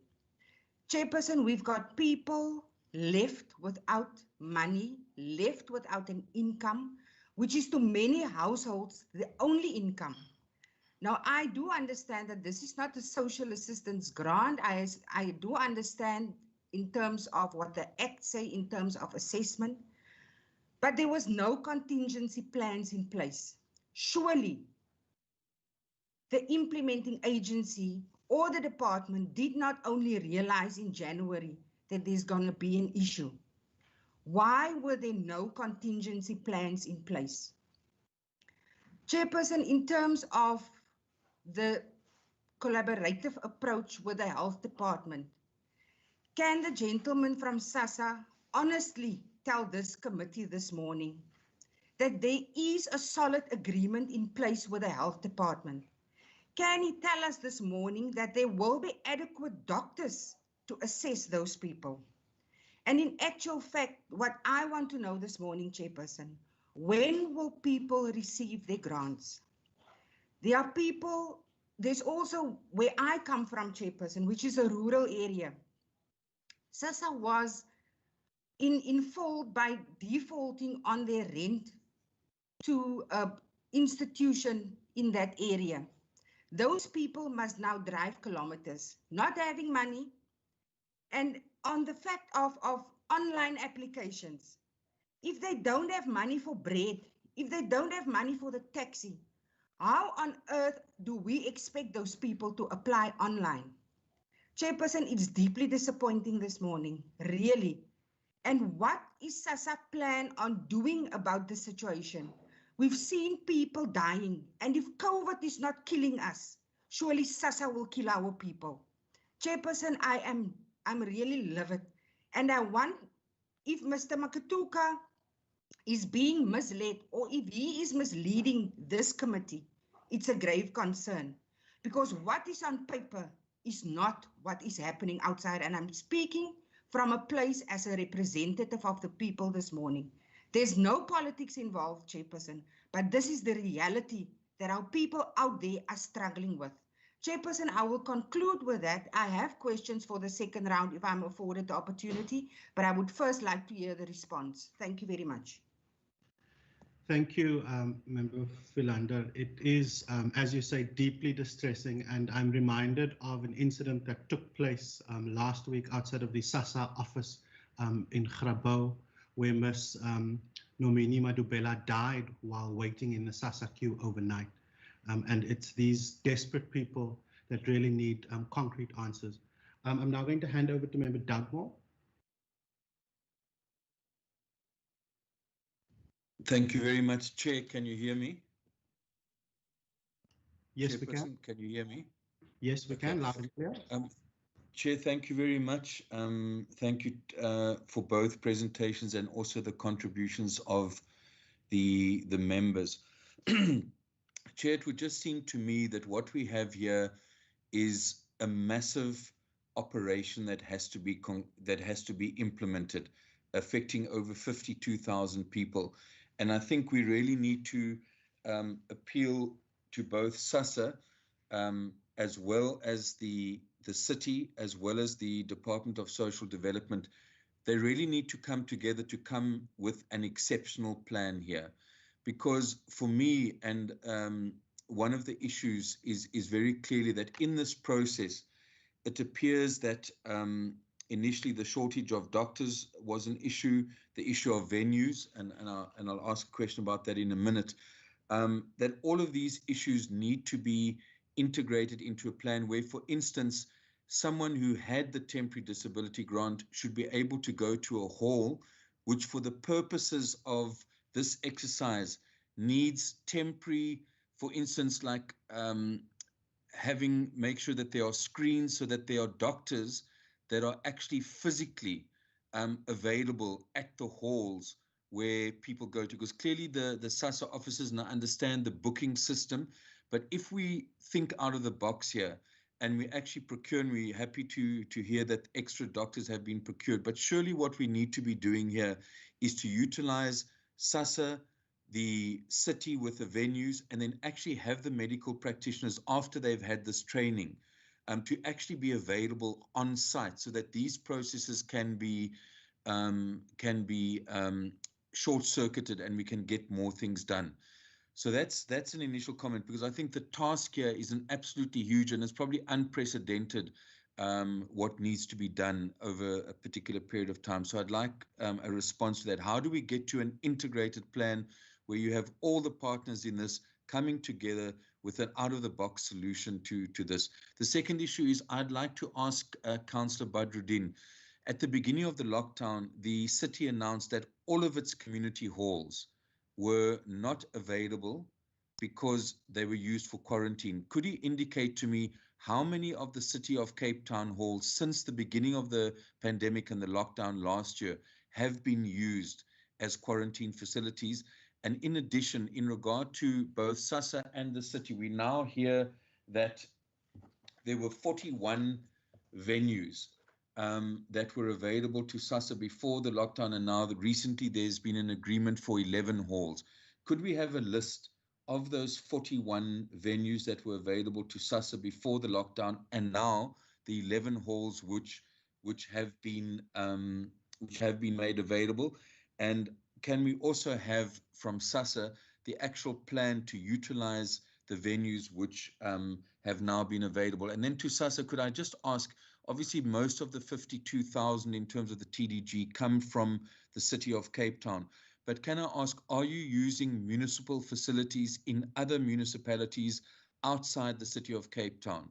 Have you been using such facilities during this period? Thank you. Thank you very much, Member Dugmore. Member Wenger. Thank you very much, Chairperson, and thank you for calling this meeting so that we can try and understand what's going on. I think the most distressing news today is that temporary disability grant applicants, most of them are not going to get their applications renewed because the agency has run out of money. Now, I'd like to understand how you can cut someone's income by 2/3 to replace it with the social relief of distress grant with absolutely no communication. So I'd like to understand, what is SASSA's communication plan, to reach out to the grant beneficiary so that we don't have this kind of disaster. You can imagine there is an expectation for a person to renew their grant, and then they stand in a queue for who knows how long, only to be given a so-called booking system, which quite frankly is, I don't even know what the words are. Basically, applicants are given a scrap piece of paper with a date sometime in July. So there is a problem with communication, and I'd like to know how that is resolved, because there's still a lot of questions from potential applicants on what is going on. So how do we communicate with them? What is the process going forward? So I'd like to start with an SMS that is doing the rounds, and I'd like SASSA to confirm whether it is true. This one comes from the SASSA local office, Atlantis, allegedly. Overtime was approved for staff to work on disability grant applications to try to minimize the waiting period for clients to reapply. An SRD cash payment of 500 Rand for clients whose booking dates are in the future. There's a means test of which clients should not be receiving any grant and not have any income. For those who will qualify, it will be issued for 3 months through their bank accounts, because we are now on the 24th of August 2021 for booking of screenings. We intend to start the overtime by Wednesday. The SRD, that is only for the clients whose disability grant lapsed in December, those grants were extended due to COVID. We are currently calling the clients that were booked for the 27th of January to come to the office tomorrow, and those who are booked for the 2nd of March to come on Thursday. The rest will be communicated soonest. So I'd like to understand if that SMS is in fact correct. If so, then my question is, how much of the remaining budget for SASSA is in fact going to paying overtime? So we have that 411 million. From the presentation, I see that about half of it goes to actual grants. Where does the other half go? Then my next question is on the downloadable referral form. I think that's quite helpful if applicants can download that form online, because it obviates the need to actually go into a SASSA office. But I'd like to understand, how does it then work? If a person downloads the form, they go to the doctor and have it filled out. Then what? What do they do with their current appointment date? Does that mean that that date falls away? Can they then go with their completed form back to SASSA to have the form assessed earlier?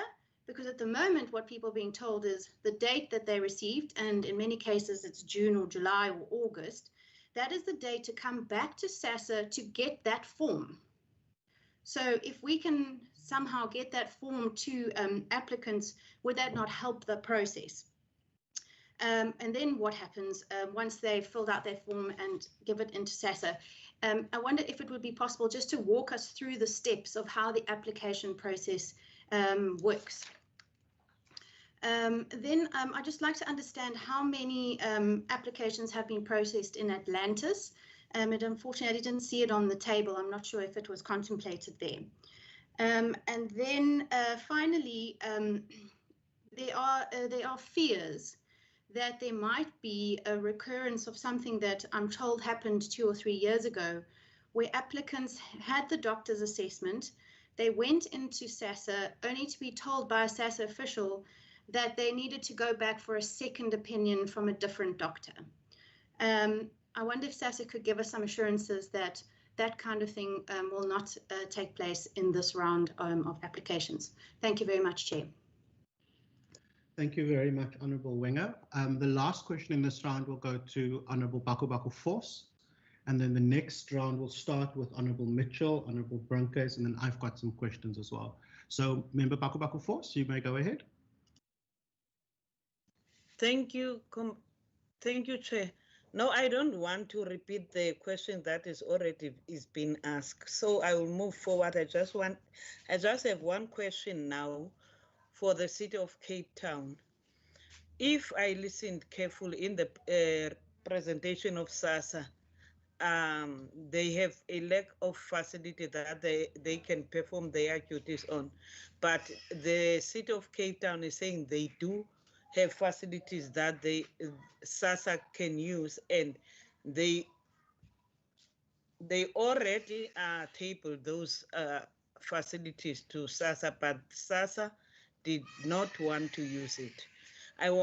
Can they provide us with the list that of those facilities? And I want to go back to what Honorable Philander has said. We would like to know also in the rural areas the plan of SASSA, because in the rural areas we have a challenge, a huge challenge. Hence, now we are concentrating in the metro area, but we do have challenges in the rural areas.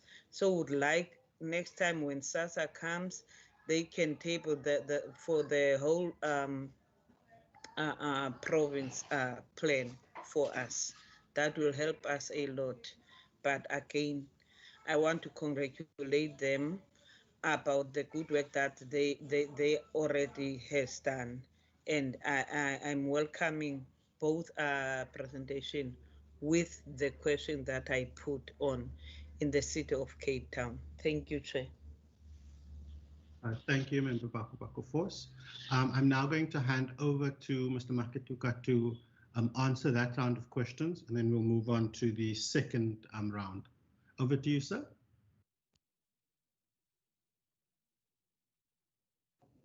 Thank you, Chairperson. I have noted the questions, but if I have to miss some of the questions, please indicate as such, Chair. It was my intention to respond to all the questions. Chair, let me start with a question from Honorable Mackenzie. The forms of communication to beneficiaries. Communication is centrally done by SASSA from head office in the language chosen by the beneficiary concerned. If your official language or your home language is English, correspond in English. If it's Afrikaans, it's in Afrikaans. If it's in Xhosa, all 11 official languages are provided for. Therefore, you indicate when you apply as to which language you prefer for communication purposes. Therefore, communication in terms of information to beneficiaries is centralized at head office, is generated by our system, and is sent through a registered mail from head office. I just wanted to indicate as such. When it comes to communication, we have also noted some discrepancies, Chairperson. Let me be honest about this.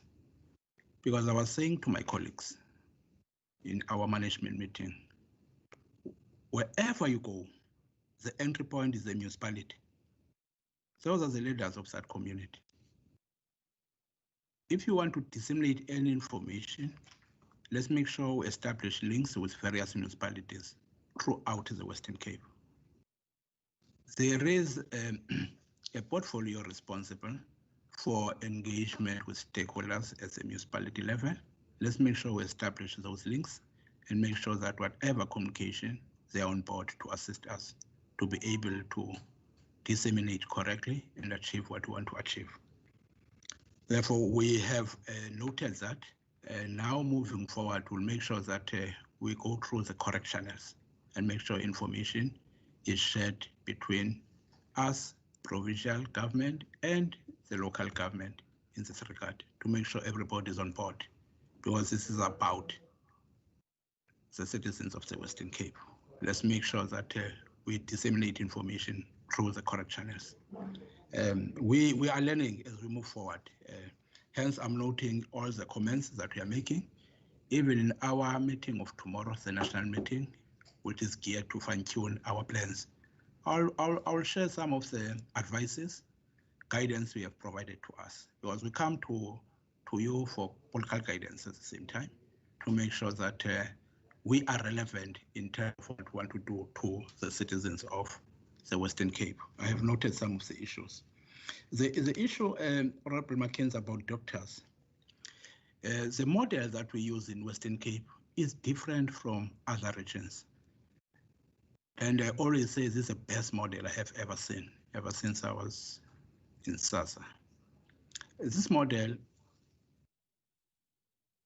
says that the Department of Health concludes a contract with us because the Department of Health is the custodian of the medical information of all the citizens of the Western Cape. And we are the only province where we have automated medical profiles of citizens. Hence, it's different from other provinces.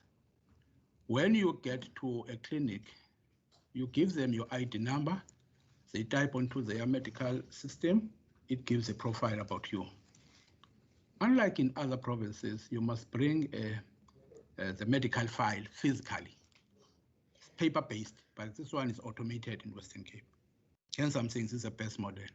Hence, I said to colleagues, let's get into a contract with Department of Health. We pay a particular fee for each assessment.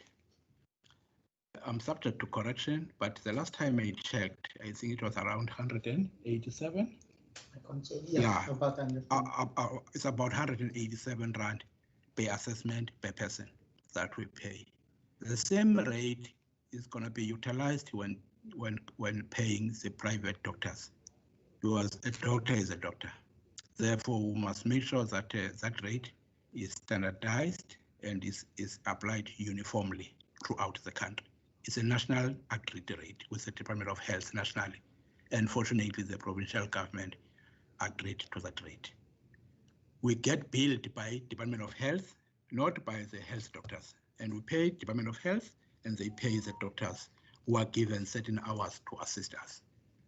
That's the best model that is being implemented, but we can't replicate it throughout the country because other provinces are still on the manual mode when it comes to medical profiles. We hope that in the long run, it's going to be adopted nationally when other provinces are at par with Western Cape in terms of the automation of the medical profiles. There was going to be 187. But Honorable Mackenzie, over and above the doctors that are provided by health, who are employed by health, for the metro, because of the demand, we appointed 9 doctors initially. 9 doctors were appointed because doctors were not coming forward to contract with SASA. And then we wrote to National Treasurer to say, National Treasurer, please give us a deviation for us to go directly into the doctors of Western Cape. 4,000. And we were told that we must use the database of about 4,000 doctors in Western Cape. Out of the 4,000, 582 responded, showing an interest to work with us. Out of the 582, 40 have already come forward to say we are concluding contracts. As I'm speaking to you, supply chain is busy with legal services concluding those contracts, which I will sign, and thereafter there will be training starting this afternoon, because they need to be trained on our legislation, because assessment must be informed by our legislation. It's not just an ordinary assessment, but it must be aligned to the current legislation of the Social Assistance Act. Therefore, it's 187 or 188 per doctor. The question around 50% of staff to be in compliant with the level 3 regulations. There is a directive that came from the Department of Public Administration saying we must ensure that we don't have more than 50% capacity at any given time inside our offices. We have applied that throughout the country, including here in Western Cape. However, we have additional staff members that we deploy outside of our offices to manage queues outside of the office. You're not getting inside the office. managing queues, because we want to maintain that social distancing of 1.5 meters inside. We also take into account issues of ventilation. We also take into account the number of people that we serve per office. Therefore, other staff members, they work outside. The rest, they are staff members who normally work in service points.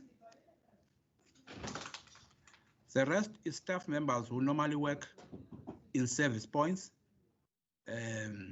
outside of the office from Monday to Thursdays.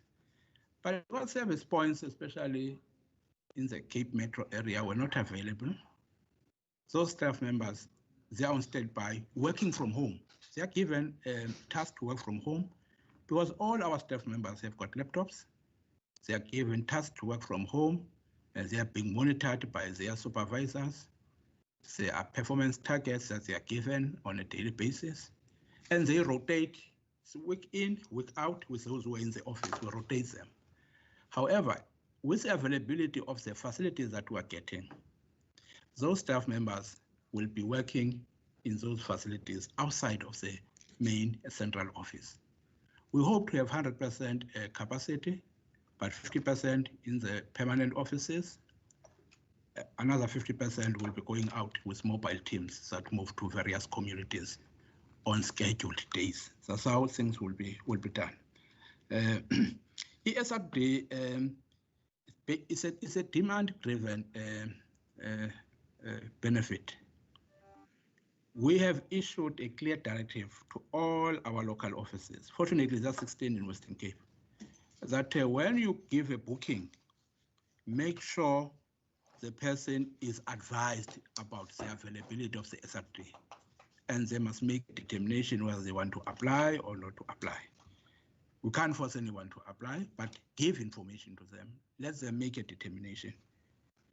And we have made an undertaking that on a weekly basis, money will be paid as the head office is on board, because we have modified our payment systems to cater for these payments that will be done on a weekly basis. The issue of budget constraints, I want to state it clearly. All those who are eligible for disability grants will be paid. But the reason why we have terminated is because these grants lapsed in February, some of them. There was a question that was asked. How many, for instance, in Western Cape, we have 3,573 grants that lapsed in February, but they were paid up until December.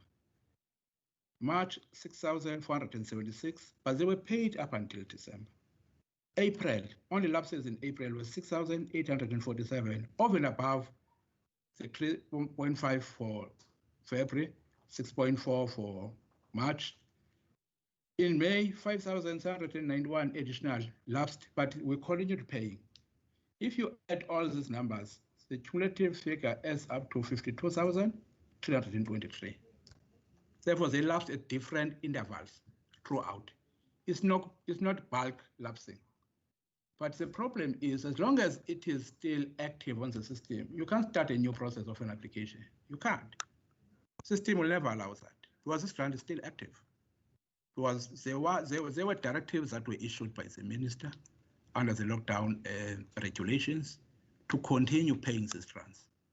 But we are saying out of the current budget for the current financial year, 2020-2021 financial year, we had to incur an additional amount of 1.8 billion because of the extension of the lapsed grants. We would have made a saving had we allowed them to lapse.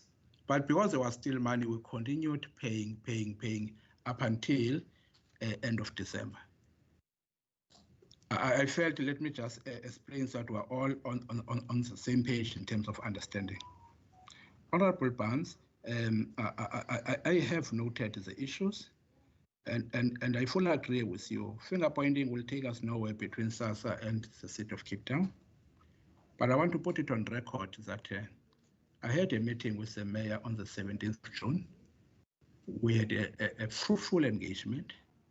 We gave them the list of all facilities that we require, because what was key in those discussions was the availability of facilities in Khayelitsha.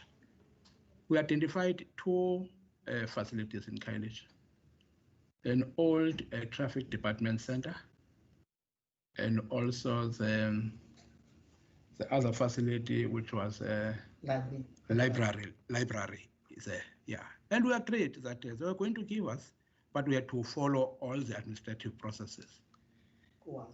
And a senior person was identified from the city side, and from the SASSA side, we identified a chief director, Mr. Abdul, to be the person dealing with the matter. But we did give the city, but I don't want us to engage on any finger pointing, because we need to be working together, because our people don't differentiate between SASSA, City of Cape Town, and they see government as government. Therefore, we need to be working together to make sure that we don't go back who was wrong, who was right. But let's make sure that moving forward, we've been given facilities. So there's an element of cooperation. Let's work together and make sure that we complete the project before the end of March. We will not be going to July. We must make sure everything is done before the end of March. There's a question about us employing same special arrangements for DG applicants. Remember, the current legislation requires a person to present himself or herself in person for the processing of a DG application, because you must be seen by a doctor.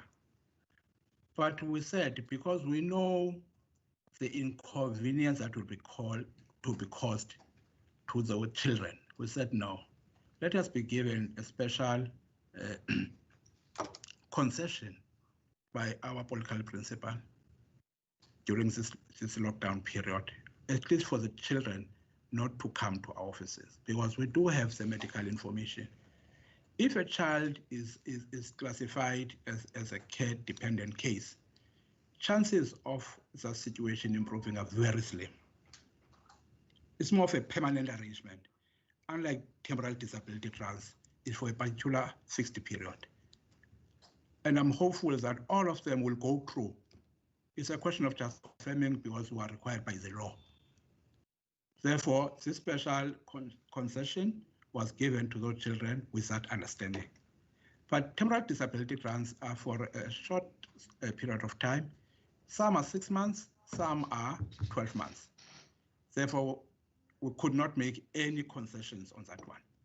But on this one, there were justifiable grounds for us to be given as a special condition to do paper-based work by the doctors. Honorable Philander, I understand that you are deeply disturbed because the presentation is not in touch with the realities on the ground. I would really appreciate if maybe after this meeting, I can have an engagement with you to understand better what are the issues, because here we have 16 local offices, we have 5 district managers. I had a session with them, I think on Tuesday, if not Monday. Monday morning. I had a session with them. I said to them, give me the problems that are happening in your respective areas. But it became clear that the hotspot areas that were identified, massive challenges, were within the Cape Metropole area. I'll mention them. Is Guguletu, is Khayelitsha, is Bellville, including the Cape Town local office, Mitchell's Plain, Easter Refer, Athlone is one of them, but Wynberg, things are under control according to information given to me. But honorable member, I would like to assure you, I will never come to a committee such as yours and mislead you. Whatever I say is after extensive consultations with my colleagues. But if there are still issues that you want to bring to my attention, I would really appreciate that opportunity so that we can resolve those matters urgently. But I also want to say there was no booking system that was up and running. I think in the past week or two, we introduced a booking system, which is a manual booking system, whilst National is working on the automation of the booking system to make sure that we don't want people to queue for longer hours in our offices. We also take into account the capacity of each local office. If the capacity, because of limited number of staff members who are working during this period, says it's going to be 150, we must be able to give tickets to 150. 151 persons, they must be given days for booking. They must be booked for other days. That's how we work in all offices. Hence, we are saying our staff members must arrive early and make sure that we don't subject people to long wait in our offices. But with the opening of some of the facilities, we are able to come closer to where the people are. They don't have to come to our offices. A question was asked, how many facilities were available before the lockdown? In the Western Cape, there were 179, 180 service points that we're utilizing. I'll give a breakdown per district. At Nkaro, we're using 47. Boland Overberg, we're using 57. Metro 1, 22. Metro 2, 19. West Coast, 35. That adds to 180. Currently, how many are available to us? It's 134. If you look into this, you find that the West Coast, out of the 35, 31 are available. Boland Overberg, out of 57, 40 available, which is 70% of the capacity we require. But West Coast is 89%. At Nkaro, all of them are available to us. But if you come to Metro 1, we have access to 32%, 7 out of 22. But there are ongoing engagements with the city of Cape Town. If you go to Metro 2, it's 4 out of 19, which is 21% of what is required. And we understand why some are not available to us. Some are not compliant when it comes to OHS. Some do not have running water, no electricity that is available. Without electricity, we can't use that facility because we need to connect our laptops and make sure that we process trans. There are reasonable grounds why we cannot utilize some of them, but I don't want to go there and unpack that matter. As we were advised by the committee that we need to engage further with the city of Cape Town.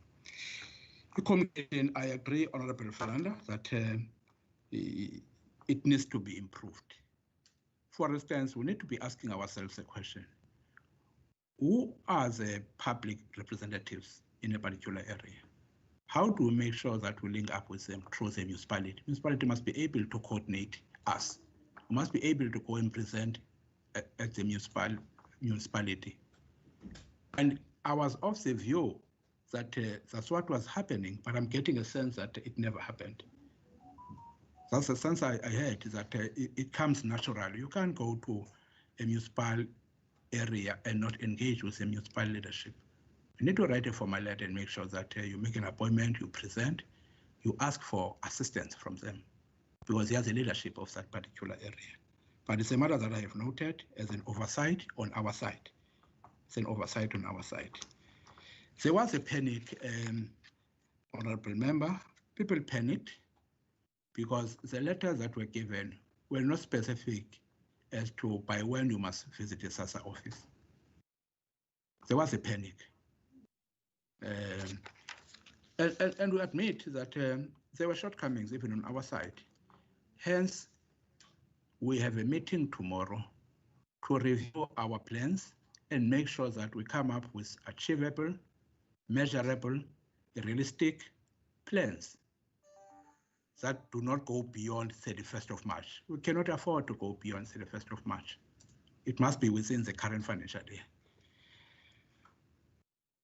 The issue of combined booking for assessments and SRD, and also the assessments by doctors, is a good point that we need to take forward, because not all the doctors that we're bringing on board will have space to operate within a health facility, because there are also protocols to be respected. We cannot compromise health protocols. If the ceiling is 32 assessments per day, we cannot go beyond that if it's going to compromise health protocols. Hence, we're saying local offices, service points, facilities, we must make space to make sure that assessments do take place in some of those facilities. Hence the plan that we are reviewing, because the plan must be able to be responsive to the needs on the ground. Yes, indeed, we do have solid agreements with Department of Health, and we are so thankful to the Department of Health for that cooperation. The issue of us not having paid rent for our buildings is paid by the Department of Public Works, but I'll really appreciate if I can get more information to make a follow-up on this matter. We cannot accept this. Department of Public Works must be able to assist us to resolve all outstanding rental issues. No, fine. Are you misleading the committee? Definitely not, Honorable Member. I will never do so, because I know the implications of doing so. I will never do so. There is a claim about a death in Khabu. I have interacted with the district manager concerned. She confirmed that that death has nothing to do with SASSA. That is not a SASSA client. It happened in a multi-purpose center. That person was not a SASSA client at all. That's information given to me by the district manager. That's what we also communicated yesterday to the National Portfolio Committee, because it came again yesterday. There's no death that is registered under us in Khabu, and I have asked for a report in writing in that regard, but that's the assurance given to me yesterday. And Honorable Dagmo, I appreciate the issue of an integrated plan, because we cannot afford not to have a plan that is integrated to ensure that we fast track the project. At a venue, there must be a doctor. We must do booking, and we are seen by a doctor. There must be SRD application that is taken at the same time. I think it's a matter that we'll be taking forward as its agents. I have already given a breakdown in terms of facilities per district. But honorable members, it's important for me to advise that of the 52,323, approximately 35,000 are in the metro area. Hence, you see a lot of challenges around the metro, because 64% of the targeted population in terms of this project are concentrated in the metro areas. And if you look at the 16 local offices we have, 50% of them, 8 are in the metro area. Therefore, it doesn't come as a coincidence that there is concentration within the metro.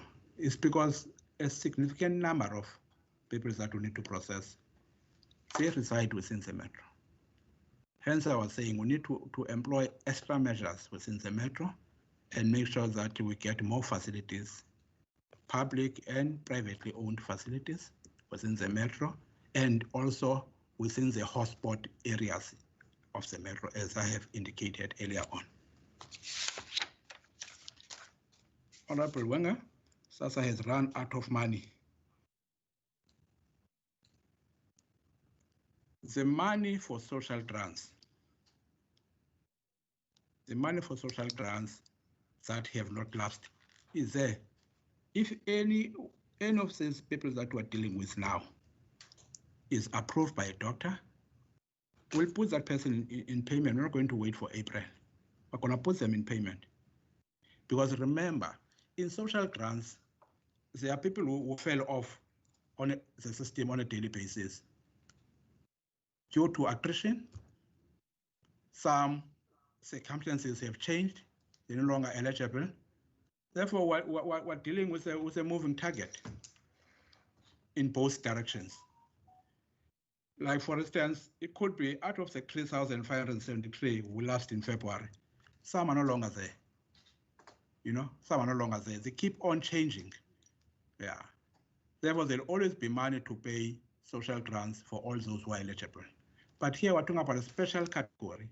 We're given a special dispensation because of the economic conditions that were prevalent at that point in time, from February to December. Therefore, there's money to pay social grants. I want to assure all of you, and I have never said there is no money for such. I'll never say so. Therefore, we'll be ensuring that the bookings that we're doing do not go beyond 31st of March. With respect to the SASSA Atlantis local office manager circular, I am disabled to comment because I have not seen that communication.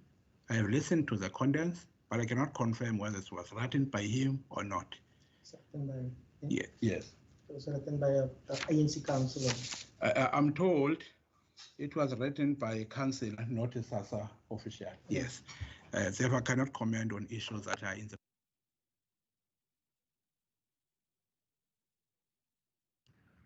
Sir, you are muted, so we can't hear you. Oh, sorry, sir. Sorry, sir. Please accept my apology, Chairperson.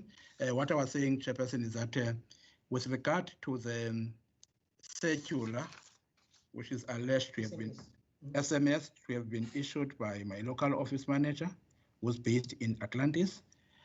I have not seen it, but I'm being advised by the office manager in my office that it was written by a councillor, not a SASSA official.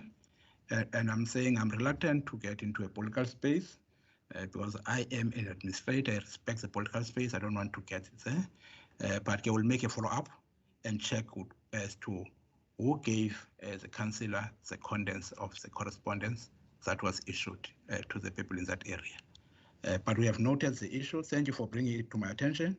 I will direct my office manager to liaise with our local office manager in Atlantis to find out as to how this information was given, if it was given to us by us. How much have you put aside for overtime for Western Cape? For Western Cape, we have put aside an amount of 7.5 million for overtime between now and end of March to our staff members. And I was asked a question, how many applications have been taken in Atlantis? And the office is checking that for me, or Mr. Jansen is looking into that. How many applications were taken and how many assessments were done, how many bookings were done, because we need to give a comprehensive response in that regard. The issue of second opinion. The issue of second opinion has got legal implications because the first doctor has seen you. How come a second doctor makes a different medical opinion without having seen you? We rely on the opinion given by the doctor who have seen you. Therefore, the issue of second opinion is not there at all. And there are case laws to that effect, Honorable Member, that you cannot make an opinion without having examined a person. You can't. Hence, we say the doctor who says you makes a recommendation to us, and SASSA makes a decision whether to approve or not to approve based on what the doctor is saying. I think those were the questions, Chairperson. I have noted the advice by Honorable Baku that we need to work together with the state and not point any fingers. But if there are any omissions, Chairperson, I am at your disposal. Thank you, Chair. Thank you very much. Can I ask Dr. Badruddin if you could respond? I think there were one or two questions aimed at you. If you could just respond to those quickly. Thank you very much, Chairperson. I hope I'm still audible. The first question was directed to me from Honourable Member Barnes regarding the resolutions of the meeting that was had with the Mayor last year, June. Simply to add that as a reminder from what was in the presentation, the arrangement or agreement at that stage was that we recognized that there were a number of challenges that would come about as a result of the space that we were in at that stage, COVID-19 space, and then further to recommit the city in terms of assisting SASA, because I do agree that we're not working against each other here. We must work together in order to make the experience as effective and as efficient for the residents on the ground, our most vulnerable residents who are needing to access the SASA services. The resolution also from that very first meeting saw us move towards a leasing model where we would then engage on a more long-term basis with SASA through our officials for their use. And I do agree with the previous speaker regarding reference to the 2 identified facilities in Khayelitsha. That was brought up at the meeting with the mayor as well, and also as had indicated that the request from our side was that we must be in a position where the necessary processes are followed, especially as it pertains to the municipal asset transfer regulations that very clearly guide how the city manages the leasing or the disposal of various facilities that we own as assets.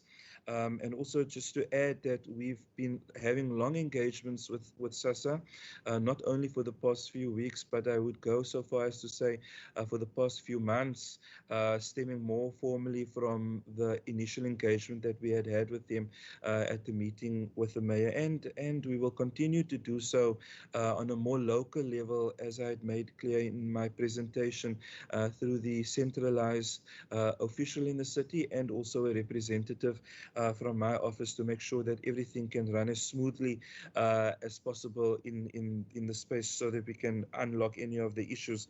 The second question that came to me was from Honourable Member Dugmore, who made the point that at the beginning of the lockdown, the city had indicated that a number of our facilities were going to be used for quarantine and isolation, and that's 100% correct. The facilities that were particularly used as identified by the Western Cape Health Department were a number of our resorts where we could then quarantine and isolate residents from within the city. We then also indicated that at least 80 community halls were going to be converted into overflow facilities, expansion clinic facilities, so that we could decant our health services into these larger areas so that people could access these services in a more safer space. But since then, Chairperson, our facilities have not only been used for quarantine and isolation and decanting and overflow facilities, but they've also now been used for COVID testing and screening, for medication dispensing in partnership with the Provincial Health Department, and also the necessary screening. And in some instances, a number of our facilities have been used for field hospitals, ad hoc use by the South African Police Service.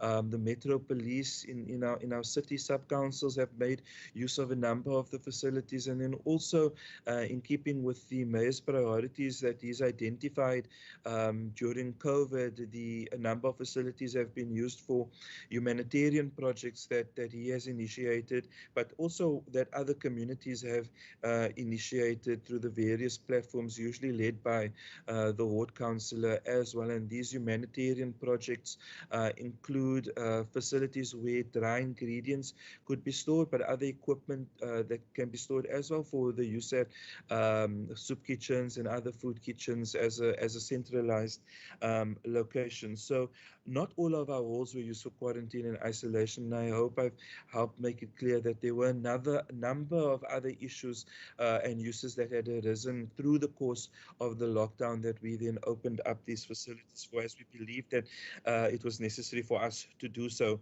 In terms of the list of the previous halls, I'm more than happy to make that list available through you, Chairperson, to the committee, where we will identify the facilities that have been previously used by SASSA, and then also to indicate which have been booked for the period going up until April and which ones can't be booked because of the previous uses that I've indicated, but also to clearly indicate what alternatives have been made available in consultation with SASSA. But very importantly, in order for us to foster this working relationship with SASSA, we will again be meeting with them next week to try and identify other facilities that are available that can then be booked to add to the 11 that is currently available and being used by the organization.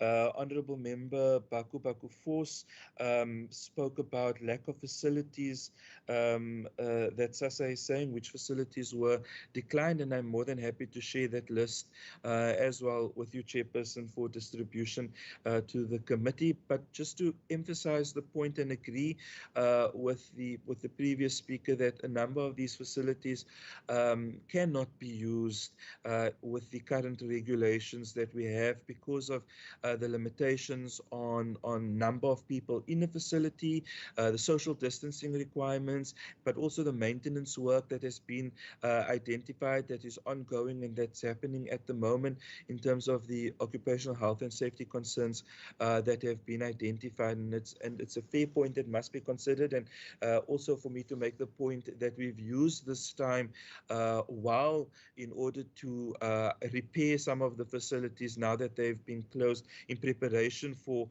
opening up again. Then also to make the point, no, Chairperson, that was the last question that was directed to me. Thank you. Thank you very much, Dr. Badruddin. I've had a request from Member Philander just to ask a question of clarity based on one of the answers, and then we will move into the second round. Member Philander, if you could just go quickly with that question of clarity. Thank you very much, Chairperson. Chairperson, based on my question in terms of the agreement with the Western Cape Health Department, Chairperson, I just wanted to make it very clear that we know there is a long-standing arrangement with the department. I am referring to this specific situation that we are in now. Can Mr. Makataka confirm to this committee that there is a MOU in place, signed, sealed, delivered, Chairperson, that actually stipulates, and one would think that this agreement or memorandum of understanding would also contain the amount of doctors that are to the disposal for this purpose, and where those doctors would then ultimately be used within the Western Cape. So a simple yes or no, there is such an agreement in place with the relevant agency and the Western Cape Health Department. Can I just have clarity on that, please, Chairperson? Thank you, Member Philander. So, Mr. Makatuka, if you could perhaps just quickly answer that. Is there an agreement in place with the Western Cape Department of Health to process these 52,000 temporary disability grant applications? Chair, there is an agreement that is signed for Western Cape by both Department of Health and SASSA to assist with assessments for disability grants. Yes, it is in place. Okay, the committee will ask both yourselves and the Department of Health for a copy of that. Members, just being very mindful of time, I'm going to open up for the second round, which was Member Mitchell, Member Brunkes, myself. And then can I get an indication of any other members that would like to ask another question? I'm also going to request the indulgence of the Department of Social Development, perhaps if if we do run out of time, if they could stand over and they could come back to the committee. But before we close, I also want to give the Minister of Social Development an opportunity, because the Minister has been integral in trying to assist with working with SASSA and working with the city to solve some of these issues. And I think what we should note, members, is that this is the complete legislative responsibility of SASSA and the National Department of Social Development. Nowhere in legislation does it make space for the city or the province to get involved in the payment of this grant. And we are very grateful for the assistance that is being provided by both the city and the province to make sure that this happens smoothly. So I've noted Member Mitchell, Member Brunkhuis, then myself, and then I note Member Barnes, and then Member Mackenzie, and then I see Member Philander. Anybody else for that round? Chair, can I be allowed to do a follow-up on my question that I previously asked? Okay, then you can go ahead of Member Mitchell very quickly. Member Barnes. Yes, Member Barnes, you may go ahead. Thank you, Chair. I think my question earlier was with regards to the meeting between the MEC, SASSA, and the city. I haven't got an answer as to what were the items that were on the agenda, what were the discussions, if perhaps they would like to share with us as a committee what the resolutions were or why they met, because I think it's of importance for us also to understand. Thank you, Chair. Thank you. So Mr. Makatuka can hold that answer, and we'll also ask when the MEC gives her input at the end of this round that she answers that question as well. Member Mitchell, are you still with us? I am indeed, Chair. Thank you very much. Thank you for the opportunity. Let me firstly welcome the presentation, and without repeating the questions that have already been asked, I just want to ask with regards to the new, the additional doctors that's being appointed, if it's possible that we could find out or get a copy of where these doctors will be placed or dispersed or work from. In particular, how many will be allocated to the Central Karoo Garden Route area, because I know for a fact the Central Karoo process hasn't started because they're waiting for appointment or allocation of a doctor to do the assessments. And then, Chair, if I may, just going forward, if we could get a commitment from SASSA to give an update every 2 or 3 weeks to this committee with regards to where we are with the assessments, because I'm hopeful that the shortfall will be made up before the 31st of March, but I'm not convinced as you see the current state of affairs across the province. Thank you, Chair. Thank you very much. Member Brunkhuis. Thank you, Chair. First of all, I also want to welcome the presentation by Mr. Makatuka from SASSA. And in the light of facing all these challenges, what we can say is that we wish SASSA all the best going forward. But one question that I want to pose to Mr. Makatuka is that your SASSA clients receiving medical assessment bookings for June and July, that is 5 months from now. Hearing from you that that in the coming days or coming weeks, more doctors will be coming on board with SASSA, with helping. Will it result in that these medical assessment bookings that is booked for July will possibly be coming forward to earlier months, March, April? If I can get some clarity on that. Thank you. Thank you, Chair. Thank you very much, Member Brunkhuis. Just from my side, Mr. Makatuka, can you perhaps tell us what the management structure is for SASSA in the Western Cape? So are you only responsible for the Western Cape, or are you still responsible for the Western Cape and the Eastern Cape as well? And if 24% of the grant applications are from this province, why is it that we never hear from the CEO of SASSA? I know the last time we asked the CEO to come and explain to us what percentage of the 1 billion rand of fruitless and wasteful expenditure was spent in this province. The letter we got from you was that the CEO does not report to this Parliament, that it reports to the Minister, and the Minister reports to the National Assembly and the National Council of Provinces. So I just want to know if the bulk of the grant applications that have lapsed on the 31st comes from this province, why is the CEO snubbing this Parliament and the people of the Western Cape? And when you say on the slide that the project will be completed by the 31st of March 2021, does that mean that all of the 52,323 temporary disability grants will be processed by then?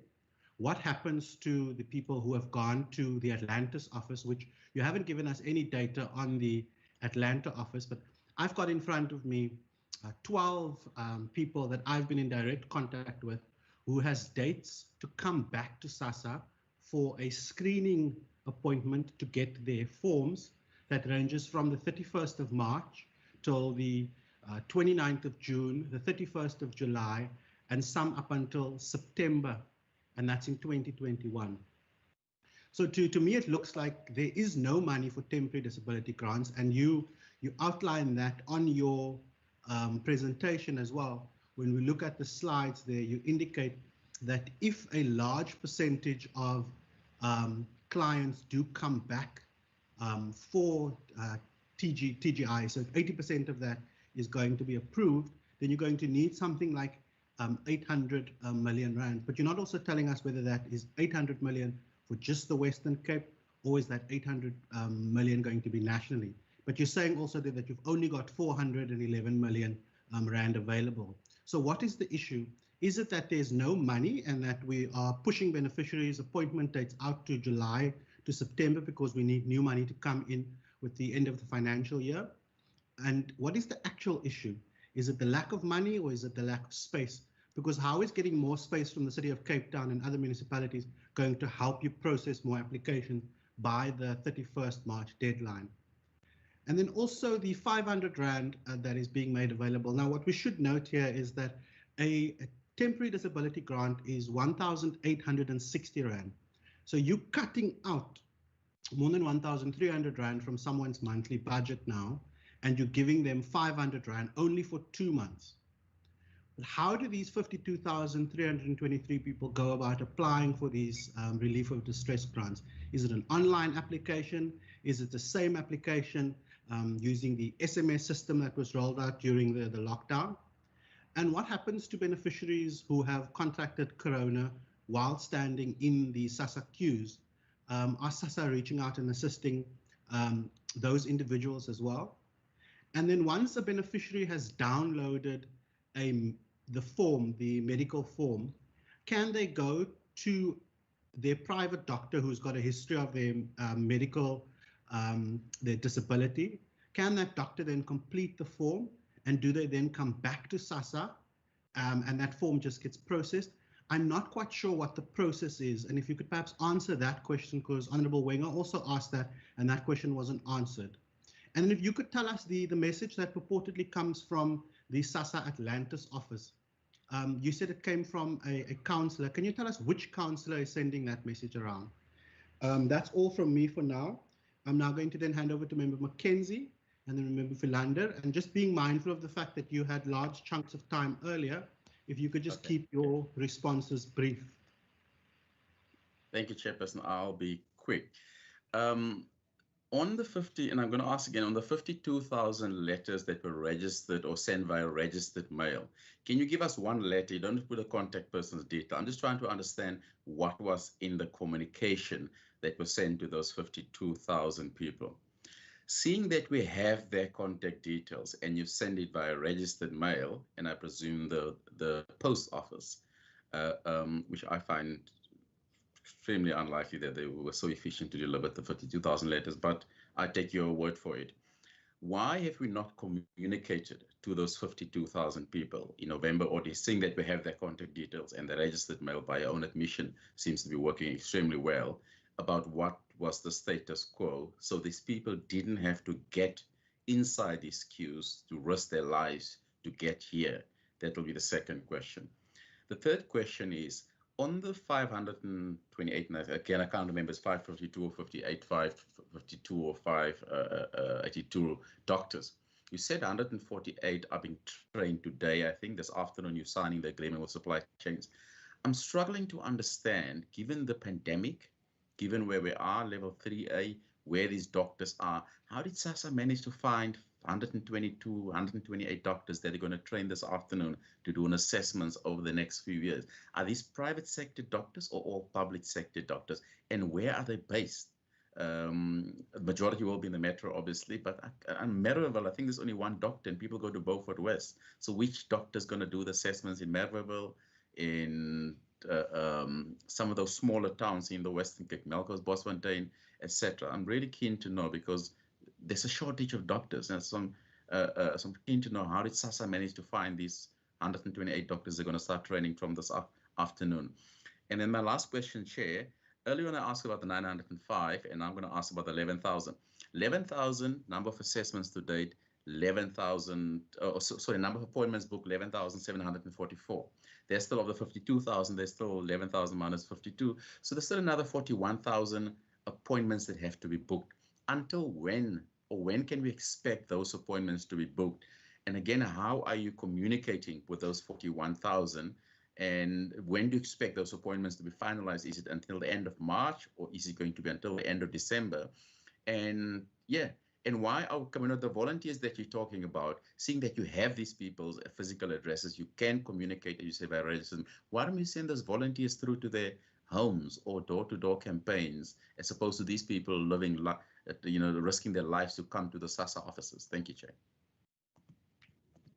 Thank you, Member Mackenzie. Member Philander, I hope you're going to be briefer than Mackenzie.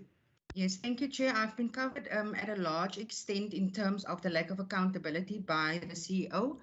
Chairperson, the thousands of grant applicants and beneficiaries affected, why is it that we don't have a dedicated regional manager? And that also, I think it was raised by a previous member. I'm also covered in terms of the deployment of these doctors. And then, Chairperson, lastly, Mr. Makatuka made mention of the death that occurred is not SASSA related, Chairperson. Is the gentleman of SASSA saying that the publication has been ill-informing the public? Thank you, Chair. Thank you, Member Philander. Before I hand over to the regional manager for SASSA, I'm now going to give an opportunity for Minister Fernandez to perhaps also sketch some of the Department of Social Development's involvement, and also to answer the question that was posed by Member Barnes around the involvement that DSD provincially has had. Minister, I'll hand over to you. Good morning, Chairperson and colleagues. Thank you for the opportunity. I think it's important for me to just provide a timeline as to how we got to this meeting today. So on the 4th of March, I met with Minister Zulu when we went out to Masiphumeleli regarding the fires. And we were intended to have a bilateral that would, amongst others, address the issue of SASSA and also the social relief of distress that gets granted in a disaster. Unfortunately, that meeting could not take place. On the 8th of January, we received an internal 3-page memo from National DST, and in bullet point number 5, it says SASSA has developed a plan to be ready for the influx of clients who will return to SASSA offices to reapply for the grant. So I was quite happy that that was in place. And then we saw the saga with the queues playing out. What then happened is I wrote an urgent letter to Minister Zulu on the 12th of January. And in my letter, I asked that we convene a special MINMEC meeting to address the issue of temporary disability grants, urgent social relief of distress to be provided to temporary disability grant recipients who are now left destitute, and the policy regarding social relief of distress provided to those affected by fires and disasters. As a result of that letter, the next day we had a meeting with Mr. Makwatula and the CEO of SASSA was present. And in this meeting, SASSA presented a 10-point plan, which I described as aspirational. We had some discussion. It was done in a spirit of goodwill. Mr. Makatula took the guidance, and I asked them to please beef up their 10-point plan, come back with something that is smart in terms of it being realistic, measurable, and it will describe the why, how, and when. I also raised the issues of communication, the real threat of COVID super spreader events, and then I also addressed the issue of the humanitarian aspect of people now being left destitute, breaking the curfew to be first in the queue. But it was a very positive meeting. They took the guidance, and we were scheduled to then meet on Friday, the 15th. On Wednesday evening at 10:30, I received a message from Minister Zulu saying she was going to be in town on Thursday and Friday, and our scheduled meeting for Friday, the 15th, would now be postponed to Monday, the 18th. And sadly, as you may know, we saw disabled people being waterbombed by SAPs, and that is the subject of an investigation. But I can also alert this community or this forum that a woman, a disabled beneficiary, got an epileptic fit on that day. I was alerted by the media. I contacted the mother of the young lady, who in fact has a brain tumor. And you know what angered me was the instruction that only people in wheelchairs must stand in the queue, as it was reported. But I mean, if you have a brain tumor, you might not necessarily be in a wheelchair. And I was livid. I must express my absolute disgust at the fact that the most vulnerable were waterbombed. So we then reconvened, and in our minutes, Honourable Barnes, the resolutions, because I operate in such a way that we keep a record, because we try and operate in a sense of goodwill, but somehow the media or politicians or whatever want to spin it, so I like to keep a record. And our resolutions of the meeting of the 13th was that SASSA must, by the 15th of January, avail a comprehensive plan to deal with the TDGs suspended at the 31st of December 2020, a proper and intensive communication strategy to clients and stakeholders to guide them in the process that will be followed, because I questioned the communication strategy that was currently employed. SASSA is to provide a list of required service points in the metro by the end of the day. The MEC and Head of Social Development to engage the City of Cape Town and to present the list mentioned in a template which was sent to HOD Dr. MacDonald to try and assist with unblocking the access to the service points, and to follow up in a meeting on Friday the 15th. What was omitted from the record was the fact that there were only 9 doctors operational in terms of SASSA on the day of the meeting. And so this talks to that issue. I have subsequently, on Tuesday, written another letter to Minister Zulu, because in yesterday's National Portfolio Committee meeting, some of the information that was shared was contrary to what we know. But I did engage the mayor, as I had promised Mr. Makatuka. I also contacted Dr. Badruddin in an effort to make as many facilities available. And we have a social worker on the ground dealing with the report of the 55-year-old lady who passed away at Roy Ducker as reported in the SON. One of our commitments was that we shall meet fortnightly for the department to provide, for SASSA to provide us an update on the number of applications processed. And our next meeting is scheduled for the 1st of February at 2 p.m., God willing. So, Chairperson, I trust that that gives you an idea of what has happened behind the scenes. The Premier has also written a letter to the President requesting his assistance because we actually are facing a humanitarian crisis.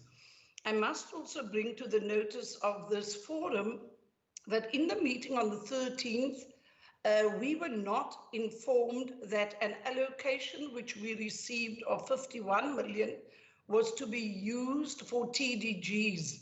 We heard this in the meeting of the 15th for the first time.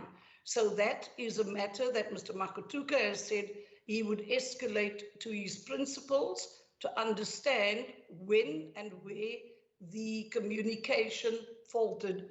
So I would like to believe that Minister Zulu will engage all the MECs across all 9 provinces, because this problem is not unique to the Western Cape.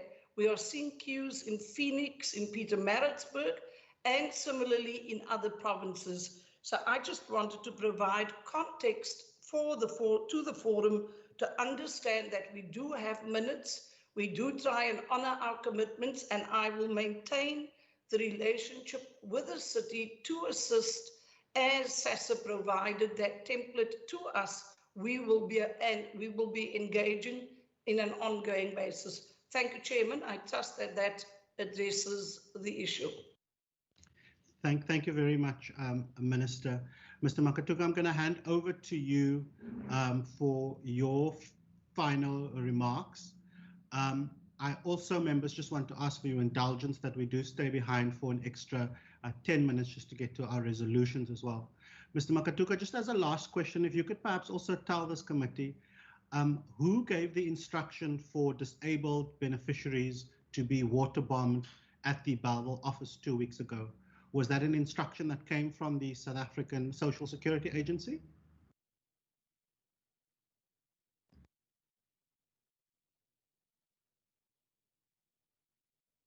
Chairperson, let me start with your last question. Chairperson, crowd control is not a SASSA competence. So there's no way SASSA will have known as to who gave that instruction, but we're not involved. That's what I want to say. But police are better placed to respond to that question. We were only focusing on our mandate as SASSA. We were also shocked to see that our clients were waterbombed on the day, but we're not involved at all. We're focusing on SASSA's mandate, but it's a matter that police are better schooled to respond to. Unfortunately, I can't assist you, Chairperson, in that regard, because we were not with the police when that it happened. We're inside the building. The minister was about to brief stakeholders and address the media when that happened. We're not outside, unfortunately. We're shocked like any other person when it happened. Chairperson, I have a summary of the process for one to apply for a disability grant. I would like to share this document with your committee so that we can share with your members. When we are given that form, when you come to our office, our referral form, you can take it to your doctor, your private doctor, and provide us with information about your medical condition. Even if you retrieve the form from our website, take it to your doctor. Let your doctor fill it. After your doctor has filled it, bring it to SASSA. You don't have to chew it, just hand us the form, and then we'll give you the date as to when you must go and see our SASSA doctor. The form that is put in that referral form by your treating doctor is going to assist our doctor to make an informed decision. However, we know not everybody can go to a treating doctor. If you don't have your treating doctor, the health information that is on the health system will be taken into account by our doctor when doing the assessment. But if you have your own private doctor, we are free to take it, but I would like to share it. I'll ask Mr. The manager in my office, or Mr. Jansen, to forward it to your office. It's a public document. It outlines the process in clear terms so that we are all at par in terms of understanding how the process is supposed to unfold. I'm sure, Chairperson, you don't have a problem with us forwarding this form, because I don't want to read it line by line to all of you, but it's a form that can be given to any member of the committee, so that when you go out there, you assist us to explain the process to all the prospective clients who want to come and apply. I'm sure, Chairperson, that one is in order, and you'll take it forward with the members.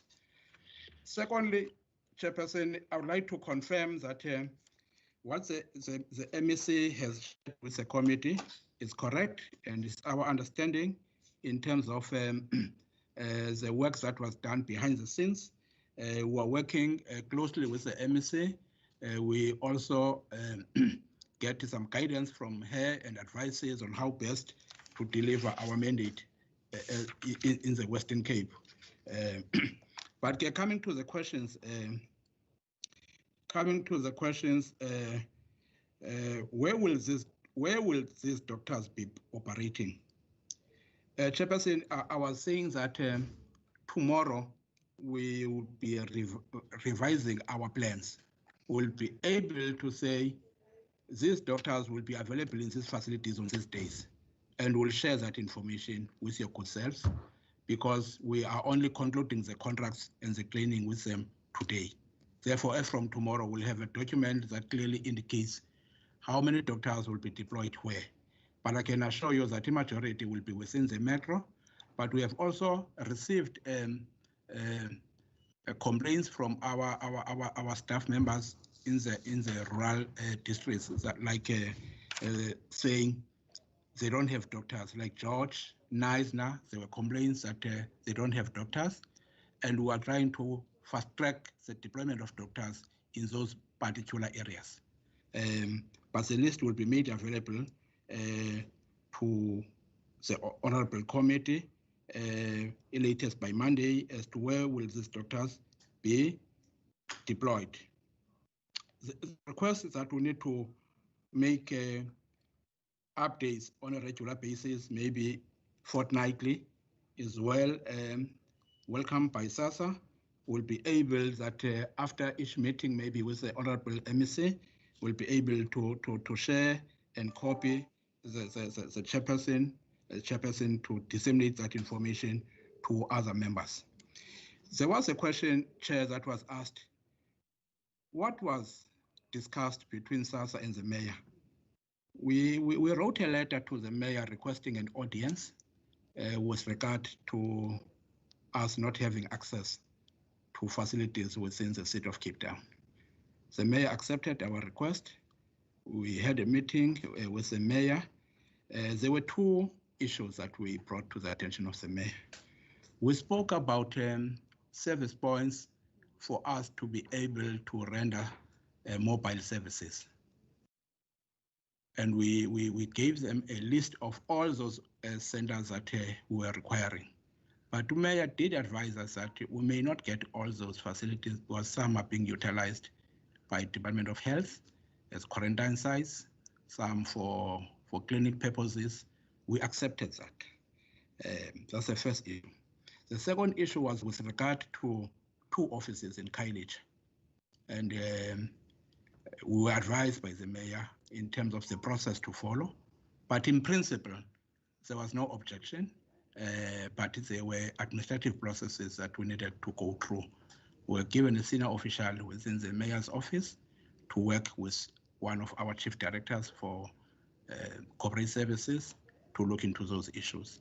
Those were the two key issues. But I'm told there were follow-up meetings with Mr. Debra and the team with the city of Cape Town but mainly in the meeting with the mayor, those were the two issues that were discussed. I'm told that there are clients who are booked for June up to July. I would like to assure the committee that we'll be bringing forward those days, because the directive and instruction given to us, we cannot plan beyond March. Let's make sure the project is concluded within the current financial year. Therefore, we'll be revising those days and make sure that everybody is given a date within the current financial year. And in our meeting of the 1st of February, we'll be sharing that information with the Honorable MEC. Chairperson, you asked a question about the structure of SASSA in the Western Cape. Let me respond by saying we are putting a standard structure nationwide. Therefore, the Western Cape structure will be similar to a structure in another province or region.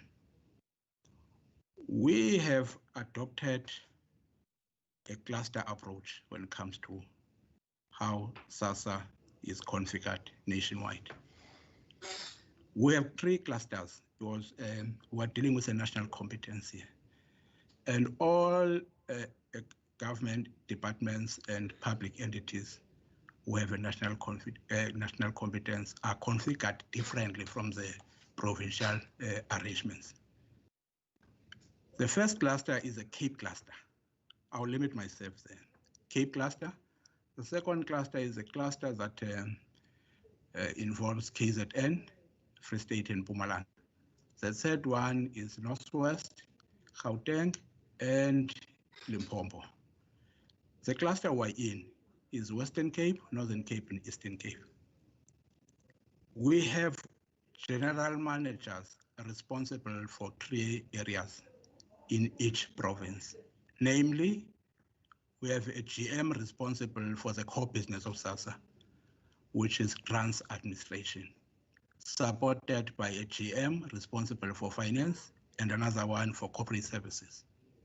In terms of how we are configured, day-to-day activities and decision-making is delegated to the GM responsible for core business. Therefore, Mr. de Grey has got all the powers to make all the decisions with regard to operations of SASSA in the province. He is the face of SASSA in Western Cape. If MEC wants any information, Mr. de Grey is there to provide that information. If any mayor or speaker, any public representative wants information, Mr. de Grey is empowered to make that determination. Because that information that will be required, I can assure you, is about the core business of SASSA. If he wants any support, he'll call upon the GM, Finance, and GM Corporate Services to support him. Therefore, there is no vacuum in the province. The regional executive manager is responsible for strategic issues for the 3 provinces. As much as physically, I have a house in Eastern Cape, I'm not compelled to wake up and go to a SASSA office in Eastern Cape. They don't even see me, because I make sure that I spend a week in Northern Cape, a week here, and a week at home. That's how we operate. I can operate even from Pretoria, but I know I have responsibilities for strategic issues in terms of the Cape cluster.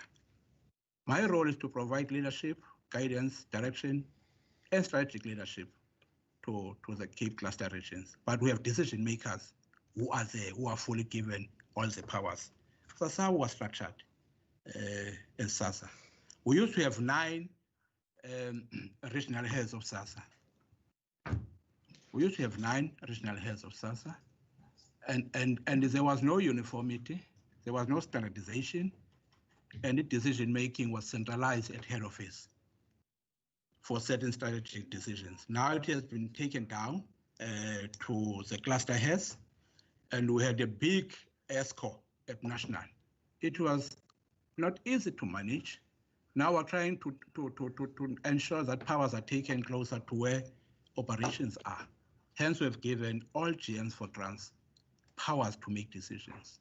Financial delegations are given to GM Finance. Corporate service delegations are given to them. For instance, if there are appointments to be made, the GM Corporate Services makes appointments, not me. I only make appointments at a strategic level. If you want clerks tomorrow, if you want level 8s, want level 7s for operational purposes, that GM must make those appointments. It was not like that in the past. That's how it was structured. But we are going to review whether is it not too much to have 3 clusters versus 5 clusters. But there are consultants on board who are looking into that. Because we want to make SASSA more efficient. We want to make sure that decision-making is fast-tracked and people are given functions and delegations to be able to run with their responsibilities in terms of work. That's how we are structured, Chairperson. But I can assure you the 52,323, it is our intention to process them before the end of March. You asked a question, Chairperson, about the CEO not wanting to account to your committee. We did receive a letter. The view of the CEO was simple, to say, you can't write to her for her to come and account once you have a political principal. That correspondence should have come to the political principal, for the political principal to be the one who makes that determination, whether to come and account here or account at NCOP or National Parliament. That's all she was saying. Otherwise, I'm here because she has directed me to come and share information with the Honorable Committee. That's why we're here, and we're making a commitment to come time and again whenever we are required to share information.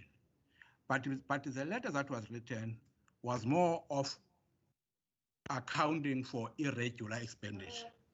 And there were other processes that were in process at another accounting authority, National Assembly, with regard to the same matter. Hence, we crafted the response to say, we'll be accounting as a national parliament and also the NCOP on the matter. But I'm here to share information, and I'll continue sharing information because we require your assistance, your guidance, because we operate within a province. We're not operating in a vacuum. We must recognize there are political principles in each province. We need to respect that and make sure that we share information with them. But there is a debate between sharing of information and accounting. But I don't want to get into that space. I'll leave it to my political principals to resolve that issue. As I said earlier on, I am an administrator. I'm an accountant by training. I was trained by a big firm, PricewaterhouseCoopers. That's why I did my training. And I want to remain within the space of being an administrator. But I'll always respect all political principles, irrespective. Hence, I'm here even today to share information. But political issues must be resolved by politicians in another level and platform. Chair, SRD applications. When you come to us to do your application for your disability grant, make sure you don't leave that office without having filled in the issue of SRD. Even when you come for an appointment to see a doctor, make sure that you apply at that point in time. Whilst you're waiting for your date to be seen by a doctor, we want you to be able to benefit from the SRD assistance to make sure that at least we alleviate the pressures on you. That's how we have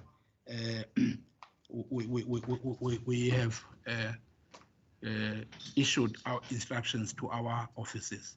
And I've taken a decision, Chairperson, on a weekly basis. I'll make sure that I meet with district managers, I meet with local office managers to make sure that they understand what is required of them. And if there are any challenges, they must inform me so that I can consult with all the interest groups to be able to find a solution to the problems. If Chairperson, there are people who are frail, we give them first preference in our offices. if there are people who are on wheelchairs, we give them first preference because we have norms and standards. We say, if you are heavily pregnant, you must be given first preference. And when we do queue walking and we see that we are not well, you must be given. We don't want anyone to die in our offices. That's why it's important for the head of each office to go through the queue in the morning and make sure that we observe our norms and standards. That's what we are preaching to our staff members on a regular basis. The assessments are done by a SASSA doctor. SASSA appointed doctor. The contract with the Department of Health in the province, it gives those doctors who are listed in that contract by the department as doctors contracted by SASSA through the Department of Health. We also have our own doctors that we contract directly where we can't find any assistance or there is no clinic available, whatever. We do those appointments directly with the doctors. The issue around the councillor, we issued that directive. I have requested Mr. Jansen to obtain the name from the local office manager concerned, and the name will be forwarded to your esteemed office chairperson to make sure that you get the correct details. Process outline, the document will be made available. There's a question from Honorable Mackenzie about the sample of the letter that was issued. Mr. Jansen. Issued by head office. Yeah, Jansen is going to ask head office to avail a sample of the letter so that it can be shared with the committee. But if you happen to find gaps, please point out those gaps to us so that we can improve the contents and the quality of that document. We are also looking, Honorable Mackenzie, at improving our communication with beneficiaries. Currently, we are busy capturing cell phone numbers of our beneficiaries because we want to issue SMSs in the future to them. It's much more user-friendly and quicker to reach them if you send an SMS.